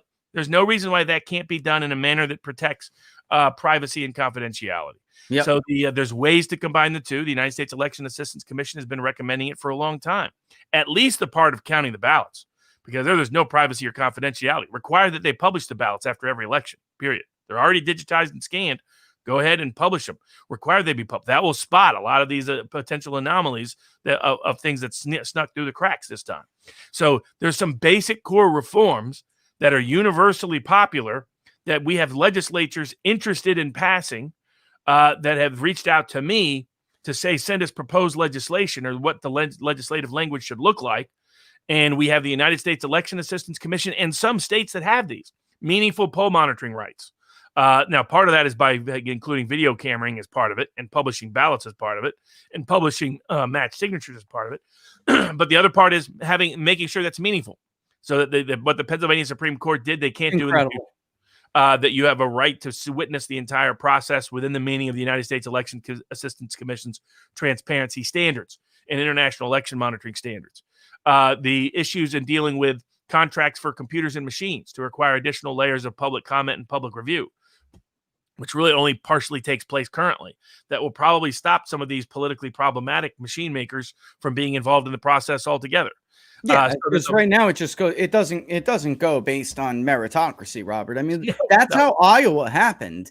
That was, if people remember Iowa on the Democratic side, they couldn't even count their votes. If you remember how that went down, that was Shadow. Wasn't that the name of it? Shadow was the name of the app? That was the worst of democracy, whatever you want to call it, the worst of self-governing. They threw, a bone to their friends. They were not competent, capable. The whole thing was a mess. I mean, if there was some kind of public comment time for that, right now, that was a party, and it's different. Iowa caucuses are different than, the parties run them. The state is not running them. They're not the authority. So that is a little bit different, but it really did show you, look what happens when there's no government oversight at all. It's not, sometimes this is sinister. All right. Sometimes this is sinister, folks. And then sometimes it's just incompetence that is driven by lacking any kind of objective oversight over how these processes and how these things go. And, I'm just going to give it to my friend. I'm going to give it to Robbie Mook's buddy, whatever, because they gave us some money. We're scratching each other's back. You can't do that crap when you're dealing with something as important as counting votes in elections. I mean, that's just crazy to think that kind of stuff can be subject to cronyism, but it is. And it is all the time. And also, just to add what Robert was saying, I understand there's a lot of sticky points to fingerprints, but I mean, signature verification in this day and age, we could make that a thing of the past. Signature verification is a way we do it now. Why not the fingerprint? I mean, there's ways we're working on. I know there's some sticky stuff I was saying, but Robert, we could do this. I mean, if you could use a fingerprint to unlock your iPhone or your iMac, you could do it to verify who the hell you are before you vote. This is not unreasonable, my friend. And then nobody will have to go on and on about how it's hard for minorities to get an ID for free. I mean, this is crazy. It's crazy. Your finger in your eye. Yeah. I mean, I think the fingerprint is a great idea. It's one of the, so we're going to come together with the best ideas. They'll be getting proposed out to the legislatures in the next month. We'll have the formal announcement of the Election Integrity Project sometime over the next month so that people can support it. Part of it will be doing data research. Part of it will be doing polling. Part of it will be doing getting helping legislators know the legal and factual landscape for how the process can be best effective in the future. And I think we will have signature election law reform passed by multiple states before 2022. And I think for others, it can be a key issue that can be galvanizing so that by 2024, we have much closer to a clean, fair election. Yeah, if you're already getting calls, I'm already getting calls, because understand they want it now to save them. They want it now. And at least that message, a lot of them took to heart, right? So even people absolutely they did. Refused to not even, back Trump, but to acknowledge that it was a problem. Now they're sweating in their, ever since really, when it really ramped up on our end anyway. I don't know if I could speak for your experience, but when Purdue went down, man, that was it. They were like, oh my God. And they really thought they were going to win that election. They really believed it. And that's Robert. why Gabriel Sterling is trying to blame Trump currently. The Secretary of State officials putting out all these tweets. Oh, it's Trump's fault. That's because it was a big drop off in Trump voters. That's on Purdue and Purdue's campaign. It showed that without Trump, they can't get out the votes unless they're really unless they somehow put Trump on the ballot, and they chose not to. Yeah, so that was their own ineptitude and incompetence. And then Loeffler showed what a fraud she was, because she promised to vote to contest the election. Then there's a Capitol Hill riot, and she's like, "Oh, I have to completely forfeit the position I just promised all these people I voted." And then, Laura was like, "Oh, she was like, she was always useless." So they're both corrupt hacks. Yeah, I saw that. New family was holding Georgia back. Yeah. It's time. It isn't Trump that was holding Georgia back. It was the Purdue family. It's time to put them out to pasture. Georgia is not gone to Republicans, Robert. It's gone to those Republicans. That's it. Mm-hmm. So like so many other states. Absolutely. I mean, look, Pennsylvania was gone to Republicans for years. George W. Bush made a hell of a go at it. He just couldn't put it over the top. He couldn't do it in Wisconsin. Michigan was less so. He never really fared that well there. It's a little bit different. But I mean, they always ran after these states like they were fool's gold, and to them, they could not deliver. They couldn't bring it home. They couldn't get over the finish line. And then Trump comes around and totally changes the electoral map. They really haven't. I think it is starting for many to sink in that they don't have a choice here. That's why it really is important who gets control of this party, because if the Lincoln Project and, all those other guys, if they win, if the McConnells win and the Federalist guys win, and not the Federalist, the paper, I'm talking about the Federalist Society, if they get this party back, then it's back to the shrinking electoral college, must run the table on every single, They're the respectable minority. It's a dying party. It's at a national level. They'll be the minority in House, the minority in the Senate, the minority in the White House. They will not have majority power anywhere or any institution. That's right. If they go if they even survive. Yeah. Because they managed to trigger enough anger that real third parties could begin to emerge in a meaningful manner. And part of what we'll be doing the Election Integrity Project is making it easier for any party to get on the ballot, and different legislative reforms and legal action that can help facilitate that too. Though the primary focus will be election integrity in general. But as part of election integrity is making sure that the voters that everybody has an access. Right. I mean, this idea of keeping people off by the way, nobody has fought to keep names off ballots more than the Democratic Party. That's just plain and simple. Look at this past election. This was Kanye Greens had been on Wisconsin's ballot. Yep. Trump may be elected. Yeah. I think that's very, very likely. I mean, look at who Biden would have lost. Even some of the votes, Biden probably would have done better without Joe Jorgensen in some of these states. It never really is true that all the libertarian votes go to the Republican. That's not, and I said that after 16. Don't ever just think, well, Gary Johnson took this much in New Mexico. He could, Trump could have carried New Mexico. No, Gary Johnson took that vote in New Mexico because he was the former freaking governor, and it's a young state. Same thing with Colorado. It doesn't mean Colorado's a very young, very affluent state, very heavy lift for a Republican. Without 2 third-party people on the ballot, it's difficult. But they managed to kick Kanye and Howie Hawkins off the ballot everywhere where it mattered. And by the way, how'd they do that? Signatures in many instances. Those don't qualify. Those don't qualify. Those don't qualify. So it only matters when they're trying to keep people off the ballot, or when they're trying to make sure that they won't get a challenge from certain people that they know will either siphon them or beat them. And I mean, Republicans, for the most part, have not been that active in those kinds of efforts. And even in 2018, when they probably should have been, I mean, there were illegitimate PSYOP candidates in the ballot on 2018, man. I mean, Democrats were helping these so-called independents peel a couple points here, a couple points there, and they won a lot of districts because, well, not a lot, but a handful that they won because an independent. There's a lot of research, people, that show when we're talking about these low participation working class white voters, they're not Republican. But if it's a binary choice, they will tend to pick the Republican. If it's not a binary choice, they will tend to pick that third party. So tax reform party, independents, the Liberty Party, the Constitution Party, right? Even to some extent, I'm sure some people, could get gassed by reform. There's a lot of research, and it all points to the same thing, that it behooves the Democratic Party to get these, like, I don't want to say fringe, because not fringe. It's just that, small minority party names that those people, they may vote for governor. They don't know who the hell they're going to vote for anywhere else. They're not really politically connected. They'll just pick somebody. They hate the establishment of both parties almost equally, basically. So they'll just pick somebody else as a thumb in the eye. And even states like Florida, we've had a good number of people do that for many years. Sometimes it's 2%, 3%. Look what happened with DeSantis and Gillum. There was 7 candidates on that ballot that had the Reform Party. I think there is a constitutional party in Florida.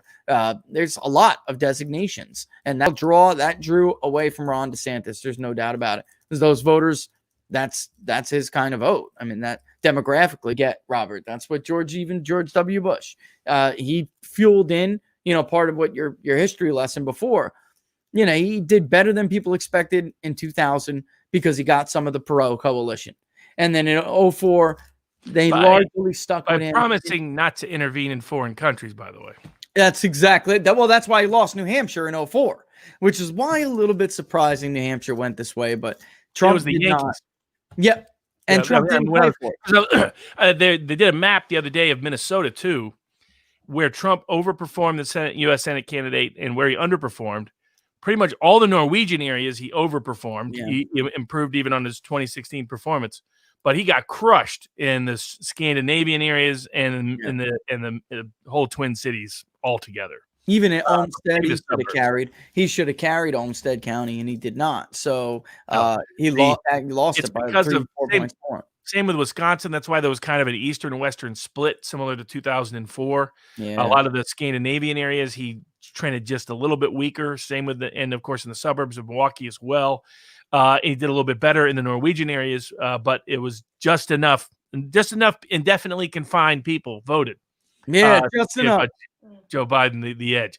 But I think that's where, so we'll have the election integrity project. There'll be more news on that developing. It is in progress for those people It asking. There'll takes be an time, opportunity guys. for It people to does. partake and participate. Also, as part of that, we'll have a self-help manual about how to run a campaign, how to organize a campaign, information that will be just free for people that are curious about it, whether it's city council, county commission, state house, state senate, Congress, whatever.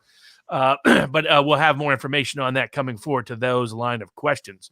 But that'll be a good bridge. I think there'll be some good Senate primaries coming in 2022. There will. I think Trump wants Thune contested and challenged. I don't think Noam will have the guts to do so, but he clearly wants Thune challenged, and that's what is he the number 2 or number 3 right now in the Senate? He's always been number 2. Really, I mean, I'm talking about in practice, right? Yeah. So he's a very quiet number 2, but everybody knows he's the broker, you know. So yeah, I think it'd be great. You could take Cheney out in the House and Thune out in the Senate. Yep. It would send a loud message. And then I think there had been talk in the past, and I hope she goes back to considering it, of Palin challenging Murkowski in Alaska. Yeah. And I think now, didn't Murkowski win as an independent last time? Actually, she ran as a write-in against Joe Miller. There's a bit of a history there. This is when I'll tell you guys. I always wonder why Murkowski. Yeah. Corruption, frankly, in Alaska. Yeah, there's a whole story. People are always like, well, you know, what's the deal with you? You sound like a Republican sometimes. I hate both parties. I mean, it is not true when you're like, oh, you're just a Republican pollster. Like, that is not at all true. I can't stand either party. One of the worst, most egregious things I've ever seen a party do to its own is what it did to Joe Miller in 2010. And I mean, they ran that campaign, they won that primary, and then in swoops Rove and his people. You've done a great job up until now, but now you're in the big leagues. This is a U.S. Senate race, and we're going to have to send you. Don't worry, though, because we're here to help you. And right behind his back, they stab him in the back, make a deal with the Democrats. They said, look, your guy has no chance to win. We're going to support your write-in campaign. And they just totally stabbed him in the back for Lisa Murkowski. And then this last time, she did run as a Republican because nobody, after what happened that first time, nobody really has the gumption to run against her. It would have to be, you know, like a Sarah Palin. And now is coming up the time to do so, folks. So, you know, if you're going to recruit, that's something I've been very, what's the word? Hopeful to see, not reticent. I get a lot of comments from people who now really understand the nature of what happened and get it. And whether it's some office they want to get into for the local election, you know, supervisor of elections office, or maybe now they get it with schools. Somebody's got was in education for years and then kind of took a back seat for 4 years. She emailed me the other day, and she's a Western state. And she said, I don't really see what's preventing me from running for superintendent. They're elected out here. You know, I said, go do it. I mean, I've been getting a ton of these now, and it's people have, I think, snapped, you know. The other thing is I'm looking at is maybe we start a PAC, because people have been asking, could there be a one-stop shop location? Yeah. Not only for how to run for office and things like that, but also for knowing who to back, because, you know, it's got that question. Yeah, too hard for me as an ordinary person out there to be able to know who's legit, who's not, who's corrupt, who's not, who's a challenger, who's not, who's a legitimate reformer, who's not. Going back to that South Carolina congresswoman who pretended to be a Trumper until she got into office. So the goal would be to pre-screen a lot of these people and create maybe a PAC that's a one-stop shop to say, here's somebody. Also to look at who has a viable challenge and who doesn't. Who's real, where should people put what limited resources they have, either in terms of time or money or anything else, towards backing candidates. And the goal will be to pick some candidates, identify, replace the RNC, because the RNC is so terrible at what they do. By helping direct people, here's where there can be good candidates, here's where there can be good challenges, here's where you have particular vulnerable incumbents, either within the primary process or in a general election case, as it may be. The only reason I've been waiting was to see what Trump was going to do, but honestly, Trump's always so disorganized. I'm not betting on anything anytime You soon. can't. So Yeah, you can't wait on that. It's just. I think it probably makes sense if we just go ahead and form a PAC for that purpose, so that people know a one-stop populist majority, or come up with some sort of title for it. But people know a one-stop shop of here's legitimate populist reformers that are running.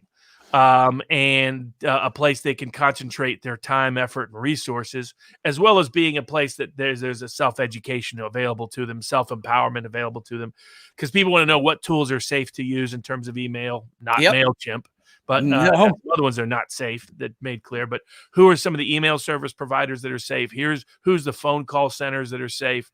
Everybody should know by now who the pollster is that's reliable, but I certainly hope so. Exactly. But also, the where they can get legal advice where that's necessary, where they can get other mail distributors. There's a lot of vendors in that space that have varying degrees. I like that fraud of the day. That's I'm great. like watching it go up as you're talking, trying not to laugh. I mean, they have to be called out, Robert. I mean, I don't Absolutely. care. And to have some place that everybody can know that someone is reliable, is forming or creating to help give inside information as a one-stop shop. So that because what you're seeing, what your letter disclosed earlier, is people are not going to trust the RNC to be that barometer of who they should support. And they're going to be looking for alternatives. And there's so many grifters out there pretending to be MAGA, particularly in the PAC world. They form a lot of the PACs. They just enrich themselves. They don't really, or they're not really MAGA at all. People like Ed Rollins was running one. It's like, come on. They don't really get involved. They don't, I mean, they're not sincere. They're just there to grift some cash. And so the goal is to have an independent place that people can know, okay, who's a good candidate, who isn't, give them direction, help, and help provide for also the candidates a one-stop shop. Who's reliable for fundraising, payment processing, who's reliable for email service, who's reliable for any of the aspects that go into a campaign, who may be reliable staffers or consultants. I mean, the reality is if you're hiring anybody that's been around in DC at any point, you're probably making a bad hire. They'll wreck your campaign. I mean, I watched 8 or 9 Republican nominees for districts in the House of Representatives. A couple of them really promising. Just really, the Republicans probably should have picked up more than 9. But they wrecked their campaign with bad consulting choices. These people come in. I mean, really, guys, you got to see what they do to them. Very similar to what I was just saying with Joe Miller. They come in and they pump these guys up, or girls, and they make them think that, number one, that they can't do it without him, and number two, that they have so much to offer, so much value that they could never get on their own doing something else. Promise them media placement time, which is one of the most difficult things to do. It's a joke. I mean, it's a grift. It's a giant grift, and they just stuff their pockets, and look at the Lincoln, by the way, that's brought up the Lincoln Project before. Look at how much money they funneled to themselves.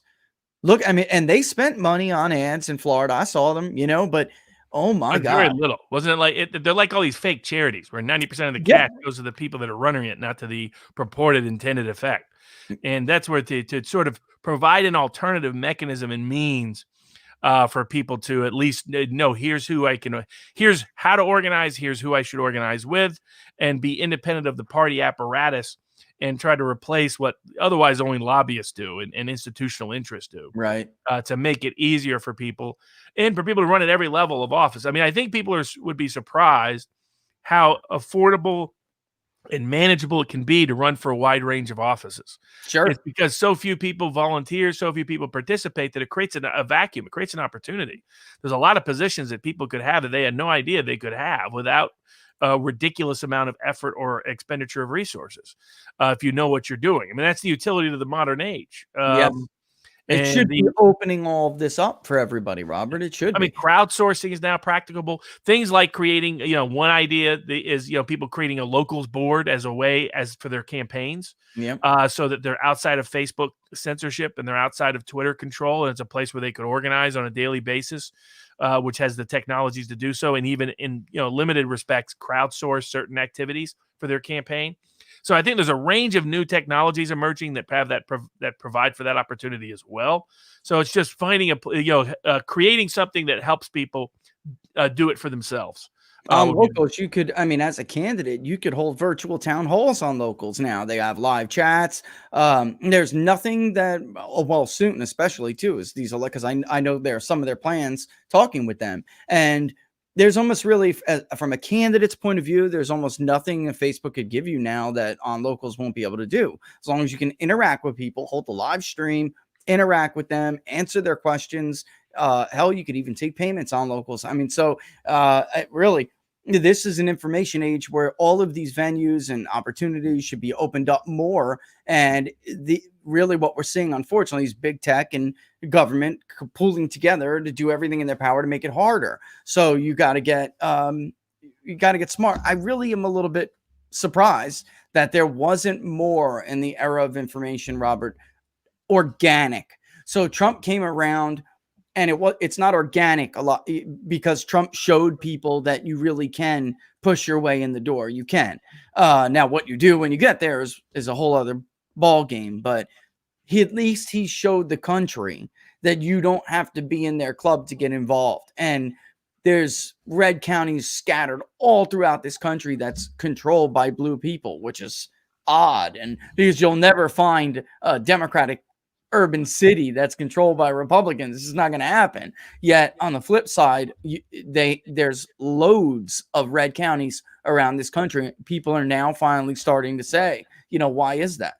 Why? And the answer is because it's not, maybe it was just made to look like it's hard, but it's not. It's not.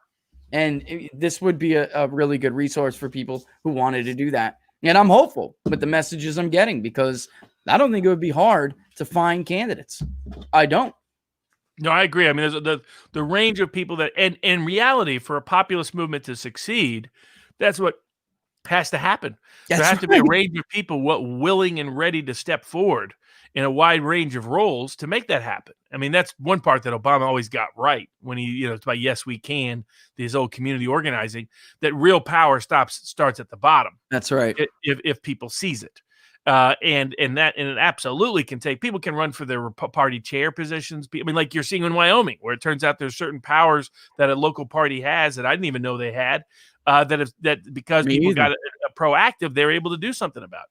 And so there's a wide range of ways to make a major material influence on the political process at every level of power. And what we'll just do is try to help facilitate that and make it easier for people to engage in self-help and the rest. And so that too will be coming over the next month or so. But that's probably a good transition into the Biden inaugural proposals. I mean, some of them are going to be popular, though I think they'll compromise in different places. Yeah. But I saw it as 3 big proposals, well, maybe even 4 out of the gate. He hasn't said he'll do the 4th. But number 1, the $1.9 trillion.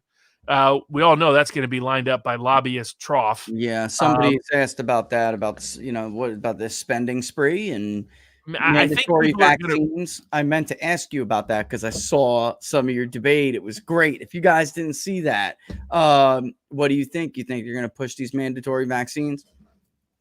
Or you think this is talk? I think that it's going to be up at the state government level. They want Bill Gates' obsession all the way through has been to make mandatory vaccines commonplace for independent of COVID, but using COVID as the pretext to do all the rest down the road. He hasn't been bashful about saying variations of this. But he required immunity first, which tells you about how safe and effective those vaccines really are. So we're gonna have a hell of a story soon, Robert. We've been working on it for a week now. It's gonna be. I'll preview. I'll say this: it looks like you have, of course, the research teams who do the work, but they don't gather that data and then submit that data by themselves. It would appear that the information from the research team got muddled up on its way to the people who do adverse impact monitoring. Somehow, somewhere along the line, that information didn't look the way it looked in the research on the research team. And that's just one company. So, and they were all, if you remember, they were all boasting their efficacy rates and how low their adverse impact monitoring was. We already knew that what's his name? The midget, Napoleon. I forgot his name already. Dr.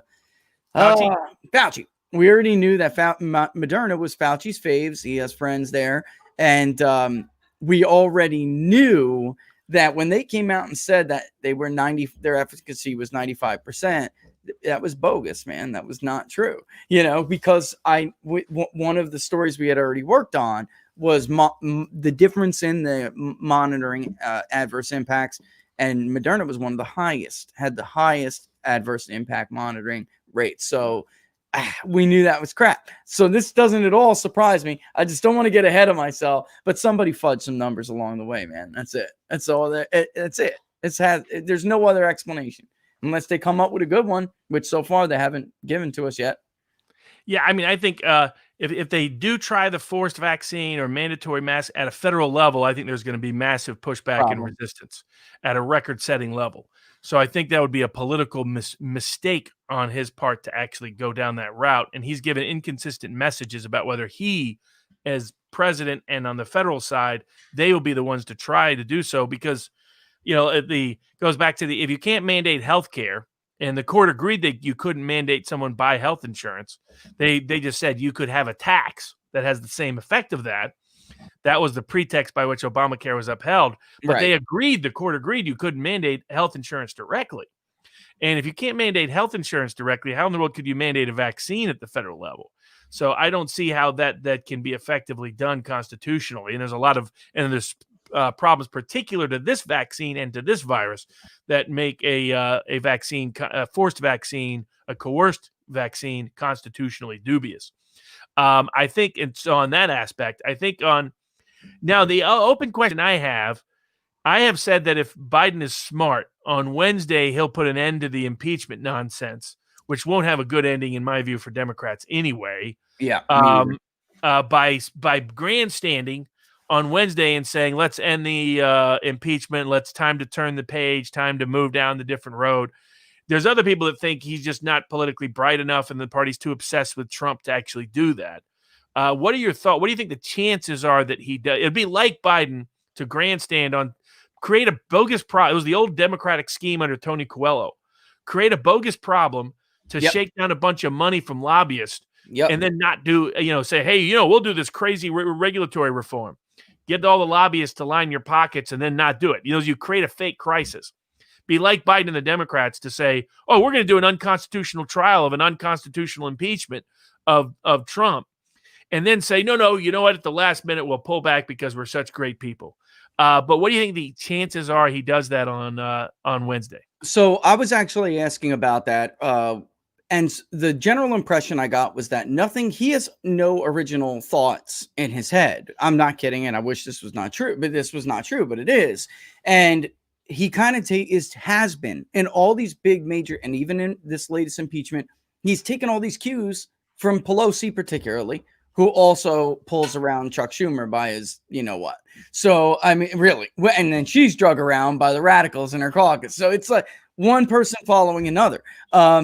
I don't know that he's willing to spend political capital on him for the good of he talks a good game about unity, but from what I heard, he's not willing to spend that capital. He's got things that he wants to do to appease people, and he wants to spend it on that. He doesn't. So he's focused more on.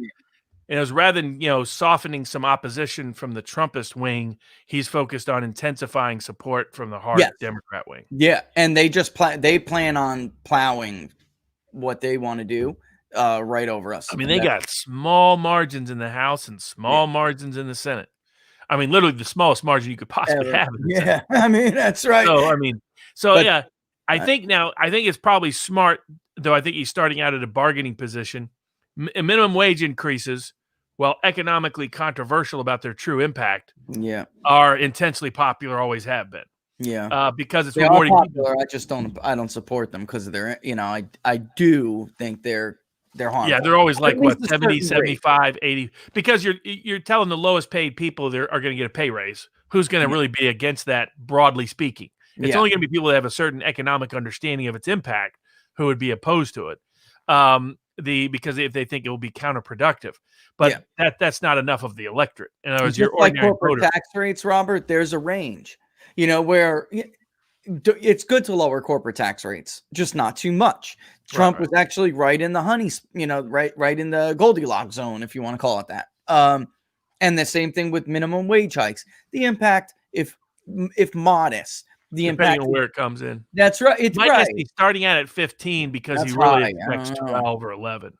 Yeah, if they were to get 15, I think then unfortunately we'd probably see what we saw out west or the Northwest, the Pacific Northwest, which was It'd negative. be counterproductive because they'll move to IT technology where they can, with the fast food places, because there's already plenty of exceptions into the minimum wage laws, such that the biggest impact tends to be, depending on how big the raise is, tends to be fast food. It tends to be big franchise operations. McDonald's already accounting for it anyway, though. They are. They're going to kiosks all over the place. And even in more rural areas, we're already starting to see them. Maybe they're not being used that much, but the employees were getting trained on how to come over and fix them. That was recent. And I'm not talking about a place that gets a whole lot of business compared to some other locations. So it's only a matter of time.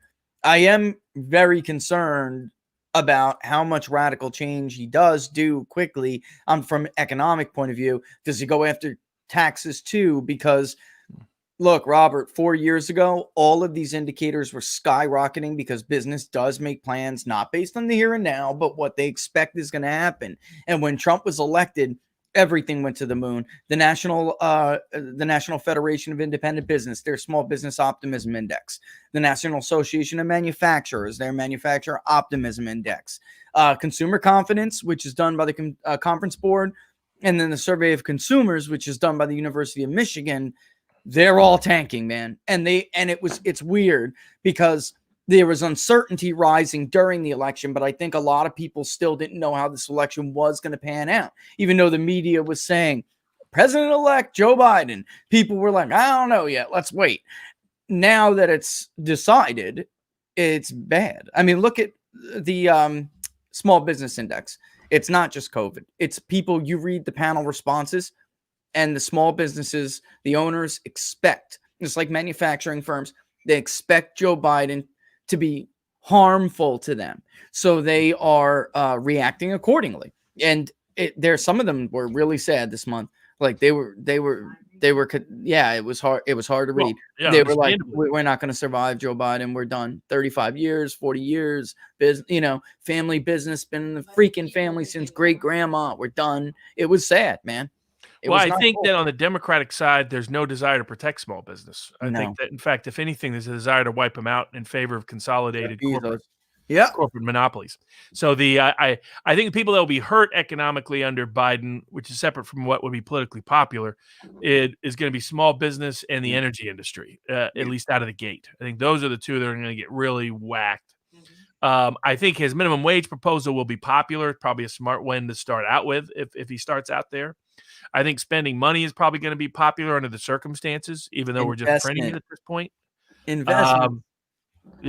And then now I think the ones that are not going to be so popular is I'll give him credit for trying to use his capital this early on this, but this is why allowing Trump impeachment takes away from his political capital, I think, because it. Me too. I view it totally opposite from their point of view. Me too. But like trying to grant amnesty to 11 million aliens right out of the gate, when he didn't talk about that much in the general at all, I think has a way to really backfire. I mean, from a political perspective, let's say it even got through, it's probably going to be delayed. Whatever they agree to, it's probably going to be a 5-10 year delay. It's going to be a path rather than anything immediate. And even if it was immediate, I mean, from me when I looked at the numbers, I was like, this doesn't necessarily have that big of a short-term effect, because so many of the illegals that would be granted citizenship are in New York, California, or Illinois. It'll just a little bit in Texas and a little bit in Florida, but not enough to flip either one. And in those states, it's not quite clear where things are trending. You have a lot of. So, but I don't think it will be popular at all. I think it will be intensely unpopular when people process what's happening. They'll see this as an attempt to steal and diminish their vote one more time. Yeah, it's the chain, Robert, that is long-term annihilation for the Republican Party. That's always been what I always, unless they, and again, really going to what you just said, though, I think it's been proven now that Republican fears that just allowing all of these, I don't want to say Latin American because it's not just all, but the chain migration from those families over numbers of years is what's done the long-term damage. I'm just not sure after seeing what happened even in Nevada, and where he didn't lose because of how he did among Hispanics in Nevada. He lost because of Asians in Reno and whites in Reno. I mean, that's why he lost.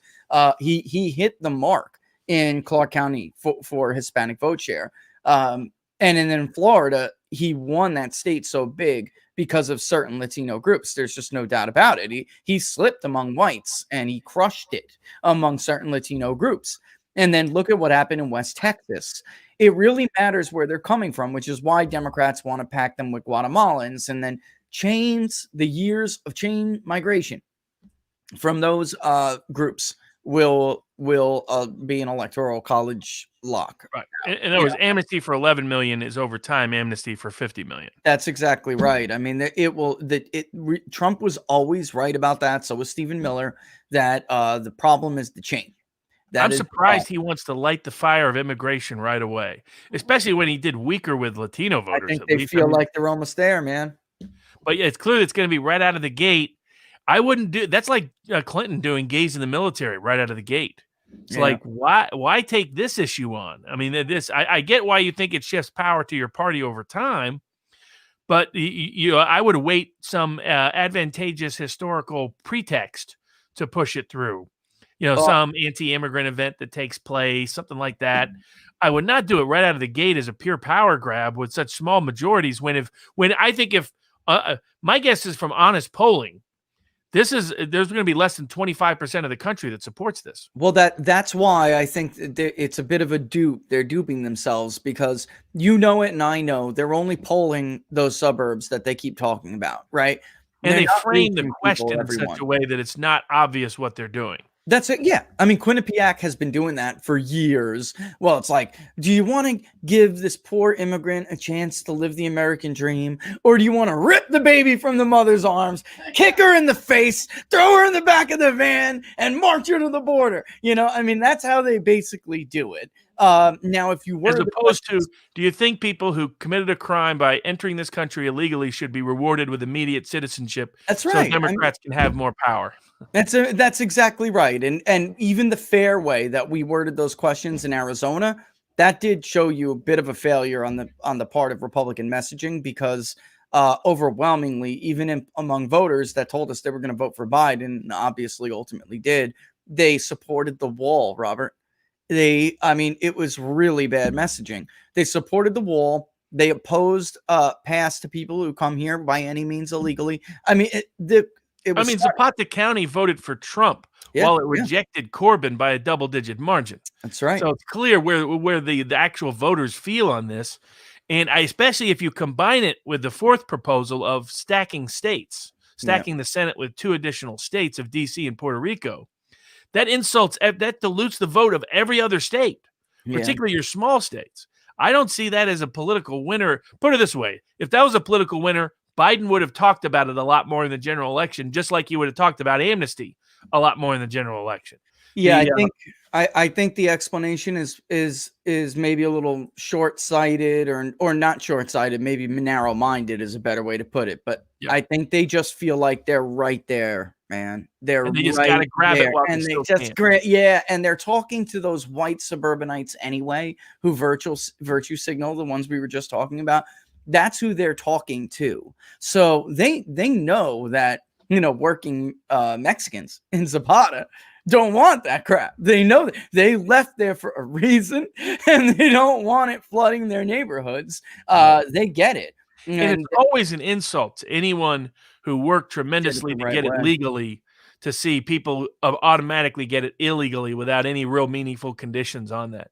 It'd be one like when Reagan did it in the mid 80s, it was people who'd been here a decade plus. Yeah. It was people who'd come originally to work the fields at the invitation of people in West Texas. Different dynamic to say, hey, anybody who gets here, especially while there's a caravan coming in. There's a caravan coming up from Central America, coming up from Guatemala that's breaking through the lines, breaking through the other areas. That's breaking through police trying to stop them during a pandemic when we're supposed to all be on lockdown. I mean, this is very politically. What's Biden going to do? I mean, Obama gassed him. Obama's the one who put the kids in cages. That's what Obama did. Yep. But clearly Biden can't do that. And in fact, he's thinking about amnesty, right? I thought he would do something smart, like let's have a path to citizenship over 20 years, so Republicans could feel good virtue signaling without thinking it immediately impacted their electoral prospects. Right. They'll be gone by the come time in and say, I want amnesty for everybody now so they can vote in 2022 is, I think, just a naive move on his part. And I get all of this is because what the populist wing of the left wants right now is a vote on Medicare for all. Yes. That's what they want.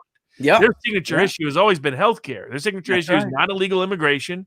Their signature issue is not adding states. Their signature issue is not rigging the playing field so Democrats can win forever. Their major obsession has always been healthcare, and they're trying to force a vote on Medicare for all. And I guess his way to hide from that is, I'll put forward a different controversial policy that appeals to the wokesters, not realizing that's not going to convince the Jimmy Dores of the world. So that's why this coalition is doomed, Robert. Absolutely. He has a neoliberal, corporate, upper middle class, fluent group of voters mixed with working class migrants and minorities. Yep. And do not agree with each other at all. This is very much Marx's internal contradictions. That's it. And he warned the left about this, that you can't hold this together. You got to make everybody pretty much equal. Otherwise, you're going to run into internal contradictions. You can't try to hold together these like mosaics of coalition. It doesn't work. It just doesn't work. Some stakes cannot be more equal than others. That's exactly right. And, since we were talking about immigration, I'll get to yours, Chris. We did talk about Florida a little bit, but not so much where I can't circle back to answer your question. Rubio is not safe. He's not. No. And he was safer 4 years ago. The problem that Rubio has seen is twofold. One, he basically stabbed their favorite president in the back. That's number one. And somebody could come up behind him and take him out. And then two, his community is not only filled with the Cubans who supported him last time. Now they share that community with a whole different demographic. And they vote, obviously. And they vote heavily. And it's only going to grow. Now, Cubans are obviously going to be a force of nature in that state for a long time. But I don't know that he can fight off a primary challenge without the kind of support he saw in like DeSoto, for instance. What he really needs for Biden to create an issue that inflames the Cuban and Venezuelan community. And then so he could be the where he can come to their defense. Yes, exactly right. Because if the last 2 years, because it would take some time for you to prepare to run against somebody like Marco, but he was up in 16. So basically somebody's going to have to rise pretty soon, because it would take some time to take him out. There either needs to be no impeachment trial, or he needs to vote not to convict. If he voted to convict, he would be finished and done. Yeah. They are starting to get a bad taste in their mouth, though, and have been since 18, because he was very quiet while everyone knew what Linda was doing down there in Palm. He obviously knows a lot of these people, has a good relationship, and they took away the agricultural commissioner in the dead of the night because it was close enough to just, to stuff. It was close enough to stuff, and they did it. And he woke up the next morning getting his ear chewed off. We don't pay you to fall asleep on the job like this. And then he rushed to everybody's defense, and you saw him do a flurry of tweets about voter fraud the next day, right? But he cared not a whit until that happened, and they Big Sugar lost their best seat. So they already have a little bit of a bad taste in their mouth with him right now. And that's where Shalala losing may kind of help Rubio by effect in the sense that Biden may not care about placating the Cubans in South Florida. So he may try to renormalize relations with Cuba on a fast track. Oh, I think they're already talking about doing that. I don't know that for sure yet, but I got wind of something like that a couple of days I may have a conflict of interest on that subject. I just get him anyway, man. Just some of course. I'm just kidding, but the beautiful country, Cuba, beautiful country. Not saying I've ever been there, just saying. Buy pictures. Exactly. Yeah, Romney too. Someone brought that up before. I will tell you this: Romney is a lot like his approval rating reminds me a lot like Kemp right now. It was artificially inflated during the impeachment trial because Democrats were, when the pollster was calling, Democrats were saying, "Oh no, we like him now." But the problem with that is, come a general election, and they're not going to vote for him. I don't think he plans on running for re-election. I think he wanted his last. He's going to go out like his dad, a loser. Total loser, but in his own mind, in great glory. Yeah, that was exactly his dad. His dad was fighting for civil rights in his own distorted mind against the Nixonian evil racist wing of the Republican Party. People forgot but his dad was such a loser that people forgot about him when his son ran. His biggest contribution was this bogus charade that we go through every 4 years, where a presidential candidate has to release their tax returns. That was the biggest con the political class has pulled on us when it comes to presidential elections. Your tax return's not going to tell you anything. And they all release their personals anyway, Robert, when you need to see the tax return of whatever corporations they're getting these money from, not even returns. But and these days, the family, right? Family, friends, that takes care of everything.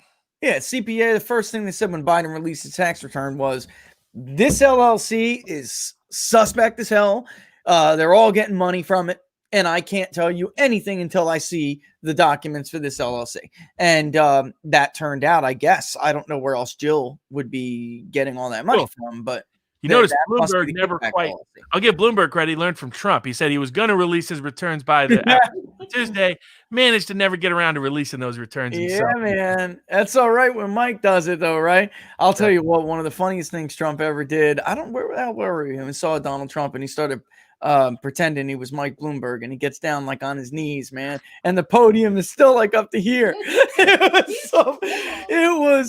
he's a big guy, he's kind of tall guy, so the podium was still like, and he's pretending to be what did he call him?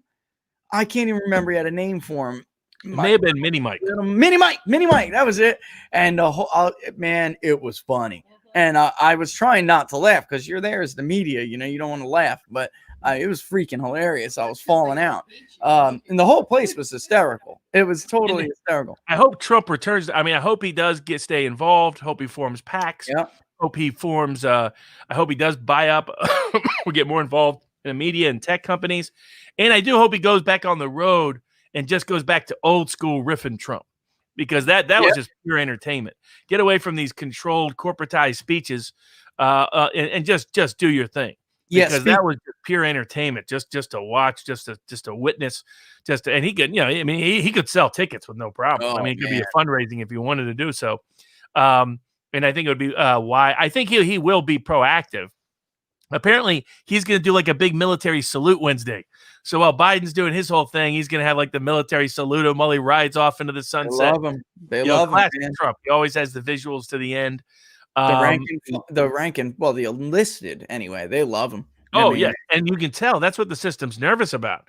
That's why they brought them all to DC to inquire deep to see who might be untrustworthy within our own military. It shows you that how scared the system is of its own people. Yeah, that's what this did, Robert. This shocked the hell out of them. They're not behaving like a confident, credible government. They're behaving like a government that is fearing their own perpetuity. They're in a crisis of confidence and credibility. So they're like the slaveholders of the 1800s. Yeah, man. Constantly looking out, thinking, when are they going to rebel? When are they going to rebel? When are they? Yeah. And what do the slaveholders do? They overpunish as a response to try to control and quell the rebellion. And they're acting the same. They're acting like a very scared elite that does not understand or even recognize its own populace and things that can maintain power in the traditional top-down way, that historically that's not a sustainable means of maintaining power. Yeah, that's totally true. That's exactly how I see it. And I will give Trump this advice as a private citizen.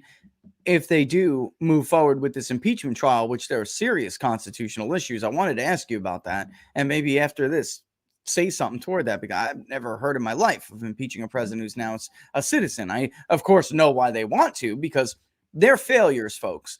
Trump came to power because of their failures, and they're never going to get any better. They're still going to fail you. They'll still lead us into one crisis and one brink or to the next, right? We'll go from one edge of the line to the next, one cliff to the next, right? That's just how they govern, because they're mediocre losers. Yeah. So they're afraid he's going to come back. They're the teacher's pet who had a C+ average, who is now in control. That's it, man. That is exactly it. But if they did hold a sham of a trial in the Senate, and if I was Donald Trump, I'd go back as a natural citizen without the constraints of people telling me what I can and cannot say as president. And I would defend myself in that chamber, and I would lay into those pieces of garbage, man. I mean, I think he can bring suit also and get the Supreme Court to potentially adjudicate it the way they did for Adam Clayton Powell. Right. I saw that. They tried to expel Powell by not letting him in the first place. And the Supreme Court, Powell v. McCormack, 1969, said, no, 8 justices agreed that they can't do that. So he could challenge it on similar grounds. It's clearly unconstitutional. The Constitution limits the power of impeachment to existing office holders, not ex-office holders. That's part one. Part two, bills of attainder. The Constitution itself says there can be no bill of attainder. And for people who don't know what that is, it used to be the legislative branches, such as Parliament, used to try to criminally punish and prosecute people. And so right away in our Constitution, we said that can never happen, period. It applies to any form of punishment. So they can't do that to a private citizen. So the just as the only power they have over impeachment is limited to office holders explicitly and expressly within the Constitution, they're further prohibited from ever doing any punishment of any individual, period. This applies to a wide range of contexts. That's why Congress can't take property away from people. They can't do anything that's a bill of attainder. They can pass a general law of general legislation applied to everybody that doesn't target a specific individual, specific person. Okay, right? But they can't target a specific person, period. And so the bill, so it's clearly a bill of attainder is what they would be trying to do if they go forward with a trial. Third, it's clearly a violation of the First Amendment, because what Trump did was not imminent incitement of unlawful action within the meaning of the exception to the First Amendment. So he needed to expressly call for unlawful action that could be imminently done, and imminently means imminent, and that's within seconds, within a minute or two. None of the three apply. He said he wanted peaceful, patriotic rallies. There's nothing illicit about that. He said nothing expressed in favor of any unlawful action of any kind, and none of it could be imminent because they were 45 minutes away from the Capitol, and the breach had already happened while he was still speaking anyway. So there's not even but-for causation. The people who breached had planned it in advance, showed up in advance, breached while Trump was still speaking. There's not even a causative relationship between the two. Anyone who still thinks that is just living in denial. So, but under our Constitution, it protects the president as well as everyone else from being punished by by Congress or anyone for their speech. This is clearly a First Amendment violation. So not only do they have no authority under the impeachment clause to do what they're doing, it violates the Bill of Attainder clause for them to even try. It offends the First Amendment in this particular context. So he has a triple grounds he could contest it with anyway, either before or after. So that's why it would be foolish for them to even try. They've only tried this once in the executive branch capacity. Some people cite judge cases. Judge cases are different. That's a separate impeachment rule that applies to judges. As it applies to the executive branch, the clause actually says you can remove and disbar from future office, not remove or disbar from future office. Right, and or. right. And so if the removal power is not relevant because they're not an office holder, then by definition, they have no power to do either under the Constitution, as well as the other Bill of Attainder and First Amendment provisions. But if they were to go forward, not only they risk a constitutional being overturned and said what you did is unconstitutional, they distract from Biden's agenda dramatically for the first maybe several weeks, even months. If I was on the Trump team, I would drag this out by every means possible. And then third, and I would use it as a subpoena power. What did the FBI know about QAnon and other groups thinking about the Boogaloo Boys and BLM and other people partaking, or provoking the Capitol Hill riots? Did they withhold that information from the Capitol Police? Was it the same people in the FBI who've been covering up for Spygate and covering up for everything that happened with McCabe and Comey and Page and Stroke and the others? So that would all be interesting to find out. I would use as an opportunity to develop that information while contesting it constitutionally. But third, the ultimate outcome of this is most likely that they don't vote to convict, or the court says that they constitutionally couldn't vote to convict, and it just martyrs Trump, even if they're somehow successful.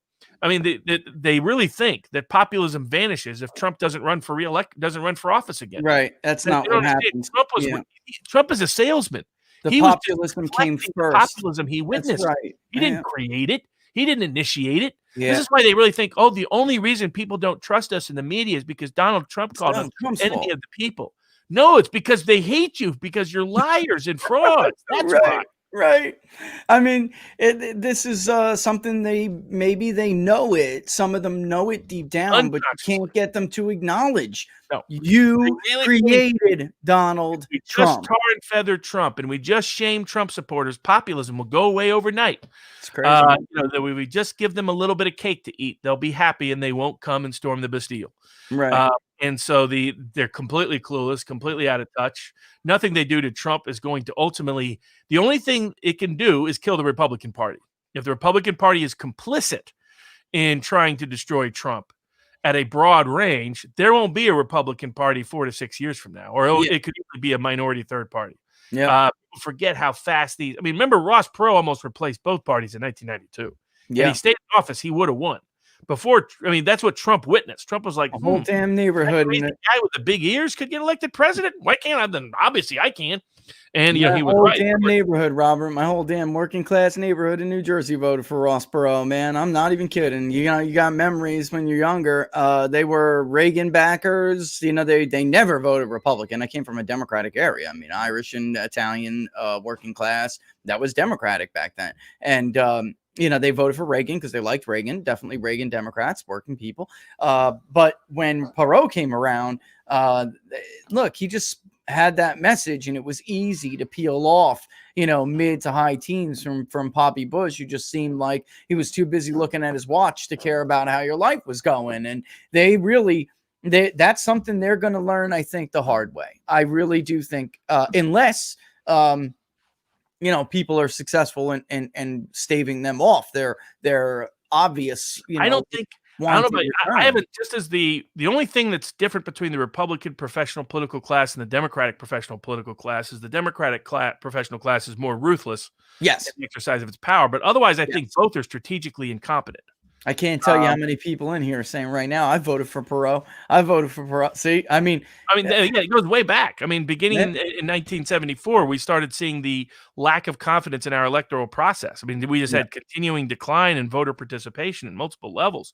Only spiked back up for Perot in 92, then sunk again. And then the culture wars lit everything aflame in 2004. But even then, it slipped back relatively, and then Trump is what really reignited turnout. But what we've seen over the last 4 years is very abnormal in modern history. And it's only because of Trump and populism that, in my view, that it has resurged to the degree that it has. But I think to wrap up on the Biden side, if he focuses on minimum wage, getting money into people's pockets quickly, and some form of extended health care protection, even if it's symbolic mostly, then he's on a popular path that appeals to the working class Northerners and other groups that Democrats need to hold the House and the Senate. If, on the other hand, he talks about a massive amnesty, stack the Senate, and Trump impeachment for the first month or two, his honeymoon may be dead within days. And the bogus polls we can keep printing. Put it this way, if the polls don't show him in the high 60s in approval, that means he's probably under 50 in approval. Yeah, because they're already faking those polls. They're already faking these, Robert. They're faking them. Look, he was never more than a 45 guy. I mean, even when we did the Rust Belt Battleground poll for the Epoch Times, he wasn't very well liked. He just wasn't Donald Trump And to some especially people. as his policy positions get exposed, it's not going to be good for them. Yeah. So and then I think ratings are going to start to crater. I mean, Fox is discovering what's it like trying to pretend that the Trump world isn't dominant, populism isn't dominant. You know, they are getting eviscerated. I mean, Martha McCallum's already been kicked to soap opera time. Yep. So they're all going to start getting hammered. I mean, Tucker's keeping things alive because he's Tucker. But what happens when Tucker steps back or if Tucker gets recruited to go elsewhere? I don't know if Fox has much life or future. No. I mean, I would love to see Trump take on the Murdochs because I think he could wipe them out overnight. I don't think Fox understands how vulnerable they is. Without Roger Ailes, Fox got away with the last 4 years pretending to be Trump supporting network and never were, in fact. And instead, they've been lying. I mean, like you were pointing out early, they had people on saying, "Oh, all these investigations are happening," and that none of it was ever true. Liars. They lied. And so now that they've been unmasked for who they are, I don't know if they can recover. And if Trump actually does launch a meaningful media competition, I think they're done as a serious network. Yeah, he could even partner with somebody out there, or basically take over the ship at like a Newsmax and steer that ship. What I hope he does is replace all of it. Create Trump banks. Create Trump tech. Create Trump TV. You know, the big techs and the banks and the big media are all consolidating against him. Help steal or helped change the election landscape. Yes, that's right.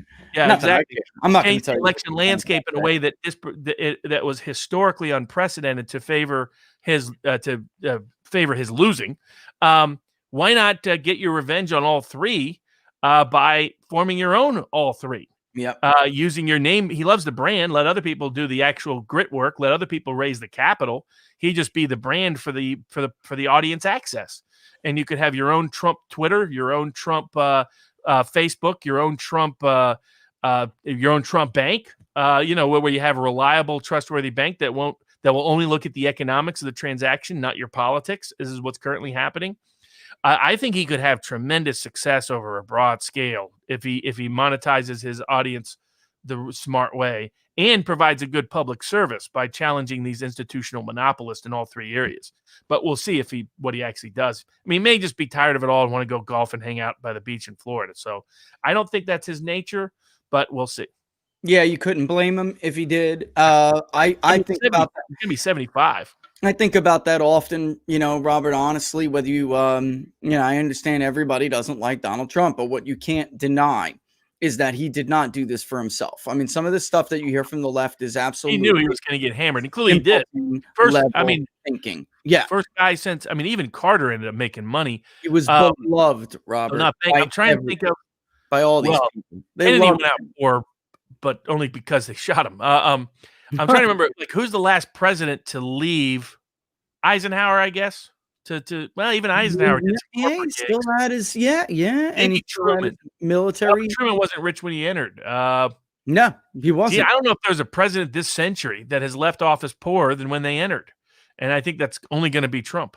I mean, Nixon, he was good with his money, so he didn't really he came from nothing, basically. So he got a lot of corporate law gigs in the mid '60s. Yeah, did some other. He lived a nice life. That huge place in Southern California. By the time Frost came to ask him for the interview, he was doing good. So he was living it up. Trump was the only guy to lose, and he lost record-setting amounts of money. I don't know if anybody. Not Jefferson. I don't know if anybody in history. Now, it didn't used to be the money-making scheme it's been since the post-World War II era to get elected president and make lots of money and get richer. That was a post-World War II phenomenon, and really particularly a modern phenomenon. Reagan did it. Poppy Bush did it. Clinton took it to a whole new level. Yeah. W kind of did it. Obama, man, Obama do it, and they cashed. There was cha-ching, cha-ching, cha-ching. Trump was the first guy to lose money, and he didn't take a single dime. He didn't even take the base salary of a president, Robert. He donated it, which is what I'm saying. So, I think about that often. That I'm not even sure we were worth this. I'm not kidding. He definitely, and they're trying to make it clear to everyone. The other reason they're going after Trump is they don't want any other member of the economic elite to ever think about being a dissident again and challenging the system, because they want to say, see what we did with Trump. And if Biden does not stop the impeachment effort, then that means that's what's afoot. And they want to, and then that means they do want to try to see criminal prosecutions brought and the rest. Yeah. They don't understand the country will not accept this. So this is not a place where they can go. If they were smart, they would try to marginalize Trump, not demonize Trump. Because when they demonize Trump, they demonize his supporters, and all that's going to lead to is political pushback. And their ability to succeed in this area is going to be, it's like the Navalny character from Russia. The Navalny guy is like the Lyndon LaRouche of Russia. He has like half of 1%. The guy's like not popular in the country at all. He's mostly a CIA plant. But the degree to which they can make it look like Putin is prosecuting him and punishing him and targeting him, the more he actually has a martyrdom aura about him that makes him at least internationally popular, then might boost his support in Russia. So the doing this to Trump is just, I think, very counterproductive. But it's clear they're intellectually inept and incompetent, and that's what we'll see. We'll see with the inauguration speech, and then what happens too, Robert. How they handle Trump will be an early sign. The next will be what issues he pushes. If amnesty is within the first 100 days agenda, or the minimum wages instead, that will tell you a lot. If I was the Democrats, I'd make getting money into people's pockets the priority, and improving healthcare the priority. That's the real way to satiate their base. Find some means to expand some degree of healthcare access. Yeah. Even if it's like symbolic. I mean, do something. Focusing on amnesty for illegals, focusing on stacking the Senate, focusing on going after Trump means I think they're going to be in big trouble, and they're going to face it again in 2022. But the other big question is, will the Republican Party wake up to its populist base or try to relegate it? If you're them, you got to think that you maybe can feel that you can do pretty much what you want to do, because Republican leaders are so stupid that they're gonna save you.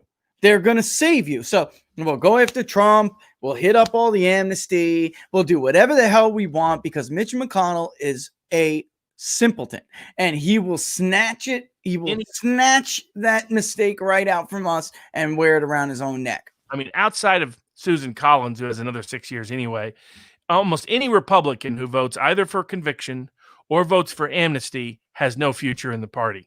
Period. And those are do or die positions to hold. And they don't, if they don't understand that, they're going to wake up to it, because I think 2022 will probably be the story of the battle for the Republican Party's soul as well. Yeah, me too. I think that's where and if it even has a future. If it has a future, because if the establishment wins this, then mark my words right now. I'll take this right now. They will every first term incumbent midterm is supposed to be brutal for the incumbent power party. They will set a record for the biggest, kick-in for an at-a-power party, because they should, by all accounts, make enormous gains in 2022, but they will not if they. They're currently the odds-on favorite to do so. Yeah. So for people out there on odds-on picks for conviction, I think that there's less than a 10% chance Trump gets convicted in the Senate. Yeah, and what do you think about one of the questions? But how long you think Kamala? How long you think Biden lasts before Kamala? I think Biden lasts all 4 years, and the reason for that is, increasingly because they don't have confidence in Kamala's presentation. They would rather Kamala direct policy. Yeah, but they don't have this Biden is sort of this bland every guy character that's almost unidentifiable as an individual that allows people to project whatever they want on him. And I think they prefer that for their policy agenda. If things start to go south, they may try to treat Biden as their sacrificial lamb. Yeah, that would be a double disaster. I think they're holding those cards for a little bit, Robert. That's what I think. I think they know if they could. If it's like Harris v. Trump 2024, they know they lose. Yeah. So how they handle Trump, what happens with Trump is going to be a key barometer. If they think Trump is gone and populism defeated within the Republican Party, that will give them the sense of confidence to elevate Harris. Yeah. But until they see how that shakes out, Harris will be the puppet Harris's people, not Harris herself's not bright enough. Dumbest lawyer I've ever dealt with. Failed the bar for a reason, folks. I don't think Biden's health though will hold up, Robert. I don't. For 4 years, they coddle him. And maybe they'll put some AI on. I mean, the way things are going now, you probably don't even need Biden to make an in-person appearance for the next 4 years. He'll manage it from the basement. I saw him. And with my own 2 eyes, he was geriatric as hell. I don't really give a damn what lies the media tell the American people. They've got to limit that. They did. I mean, how did they have him talk to foreign leaders? I don't know. He was shuffling. I just can't see it. And now the elderly, they like kind of walking. Their like neck is out and they shuffle. That's what Biden was doing. Somebody was holding his arm and he was walking down a ramp for wheelchair. The dementia dance. He was doing, that's where I came up with geriatric Joe. And Trump's like calling him Sleepy Joe and this. And I'm like, no, this is geriatric Joe. He is that old. And it was stunning because the first time when he announced, I saw him then. And then I was thinking maybe he just had a bad day, but I was hammering him for it. But I thought maybe he just had a bad day, but it was actually worse the second time. Worse. And I'm thinking to myself, oh, dear God. This is going to meet with Xi Jinping. This is, are we serious? And then I hear him talking about how tough he is and how he knows how to deal with Vladimir Putin. Putin is going to walk all over this guy. I mean, this guy's a total joke. I mean, smart, wise. Putin is still very witty. His mind is sharp. Oh, yes. Joe Biden. And he doesn't really worry too much about the U.S. increasing, about Biden in particular. He sees it all as, the gray men run the show in the U.S. Yep. And one of the great mistakes was Trump not trying to bridge relationships with Russia, led them to cut a lot of ties with China. Yeah. Or create more ties with China so that they're taking the Chinese side of the equation in ways that they're betting on China to win this thing, man. There's no doubt. Correct. They're betting on China to win. Everybody now is betting on China to win. And we sort of forced their hand because the U.S. Will cut off ties to meaningful ways to work with. I mean, the whole reason we originally went to China was to create a gap between China and Russia towards the U.S. By cutting off Russia, all we did was drive them into the arms of China. It was so stupid. It's Trump had the right instinct and he let the smear campaign get to him. He did. And realism. It's like one of those things where the liberals in DC, they're always on the side of academia. Except, and I've always found this funny, except for foreign policy, where it's a running joke because I was in foreign policy academia for a while. I loved it. I love statecraft. And it was always a running joke where, listen, you don't feel like you can defend your thesis? That's okay. You can go work for the State Department. All the losers go there. Like, that's the joke. Like, the non-thinking losers end up in the State Department. Realism dominates foreign policy academia, but it doesn't at all dominate foreign policy. The establishment foreign policy wing in the national security establishment has a lock-in role, and we're going to see how much they're really running the show very soon. Because they want Trump taken out. Foreign policy said so explicitly. Oh yeah. They called it the elimination. That was a scary article, editorial. That was terrifying. That verbiology, and it was foreign policy eliminate that coup against Trump and invented the idea of the 25th Amendment within a week of his election in 2016. So if the foreign policy establishment has a lockdown, then Biden will follow that path. But that path is incompetent and self-destructive ultimately for his own political aspirations. So we're going to find out pretty quick what's going to happen. Though I can't say I'm looking forward to the inauguration speech. I may just watch the highlights. Yeah, I'm honestly, I'm probably just going to do the highlights. I am. It's a show for them anyway. The city is totally locked down. It's not an event for the people. They basically installed their guy, and this event is for them. This is their celebratory day where they get to take back their town. That's how they feel. That's how they're all talking. It's also how Republicans are talking in that town. So it's not a party thing. They they're in panic too that something else is going to happen that takes this moment from them, and that's why you're seeing them behave the way they're behaving. But and nothing's going to happen on January 20th. And for all the Q folks, there isn't going to be any mass arrest. Well, I'll see where the Q folks take step 2 after all of their predictions fail to come true as of noon, January 20th. They'll come, Robert. You know how this stuff works. They shift and evolve, and they come up with some other thing. This is why. Really, Biden is Trump. You don't even know it. It's a super secret. The chameleons. They're race of chameleons. Get Mo. You just don't know it. That's all. That's all that's going on. Holy hell! I had somebody send me the other day. Last thing, and then we'll let people go. But I had somebody send me something the other day, and they were like, "Did you see this?" And it was this guy, and he was clean cut, deadly serious about how we got this message from one of his friends in government. He thinks he's with Q, right? And I mean, it was talking about how everything's going to be suspended, broadcasts. I mean, it was just, but this guy was dead. The emergency broadcast phone. Now, I didn't want Trump to just do a prank and just screw around with using the emergency broadcast service. Say, something like, you can find me on Parler at this location. But that there's going to be no emergency broadcast. There's going to be no martial law. There's going to be no insurrection act. The My Pillow guy needs to sleep on his pillow a little bit more these days. None of that stuff is going to happen.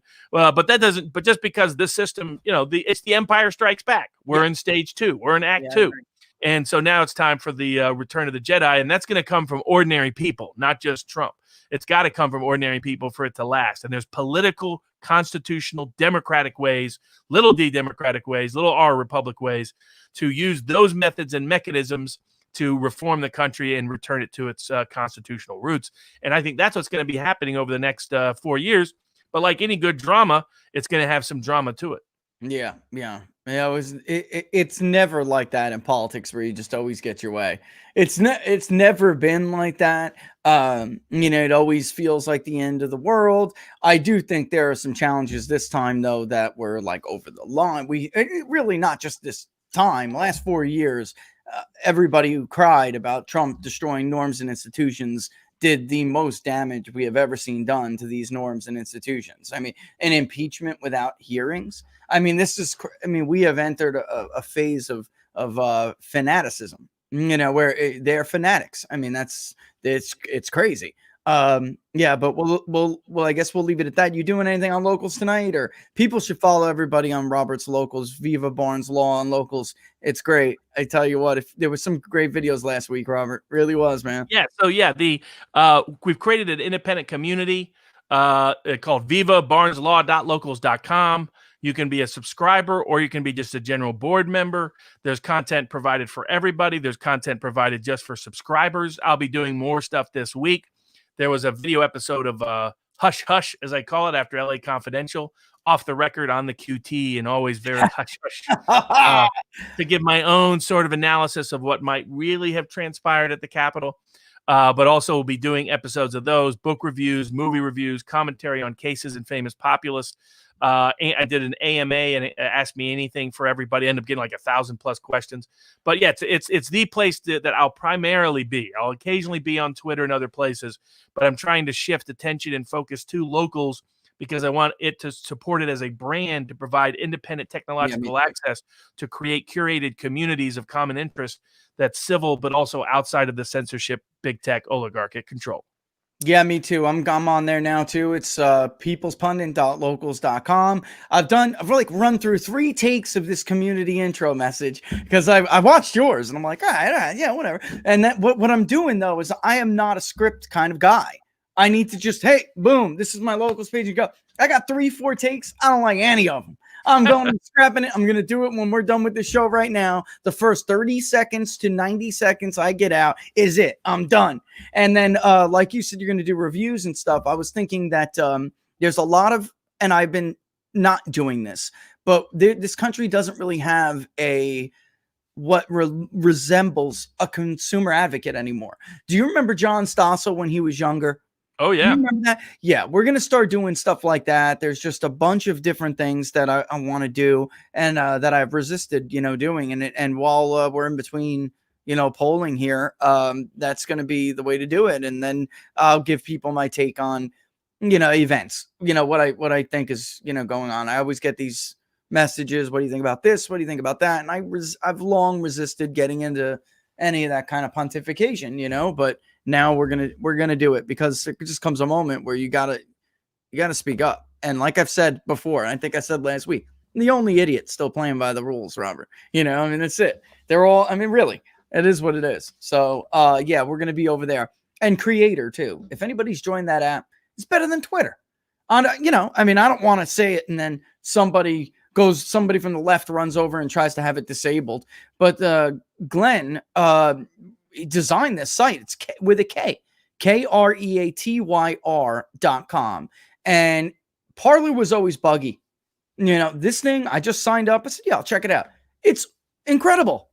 So I may spend a lot more time on there instead of Twitter. I just got to migrate the community. And that's what I would tell everybody. On locals, I'm trying to build that up over there too. But I got to migrate as many people as I can first, guys. We got to migrate over. We can't keep supporting these platforms that want to erase us. We're not benefiting them. We're not benefiting ourselves. We're benefiting them. And that's it. Oh, yeah, that's right. It's a .tv. Sorry, Laura's over here going, it's a .tv. KREATYR.tv. It's really cool. Check it out. All right. And I'm on there at People's Pundit. But I'll let everybody boogie on out of here tonight. We'll kick rocks. All right, Robert, thanks for joining. We'll see you maybe not next Monday. I have to fly out to the Golden State next Monday. I don't want to blow the people up, so I'm not gonna announce it yet. I don't want them to have any trouble from my visit, so I'm gonna leave it at that, and then we'll tell you when we get a little bit closer. But so we'll leave that up in the air for now. But in the meantime, Inside the Numbers tomorrow, folks. We'll be there. All the best, everybody. Thanks, Robert, for joining. Talk to you soon, my friend. Thank you, Adios. Adios.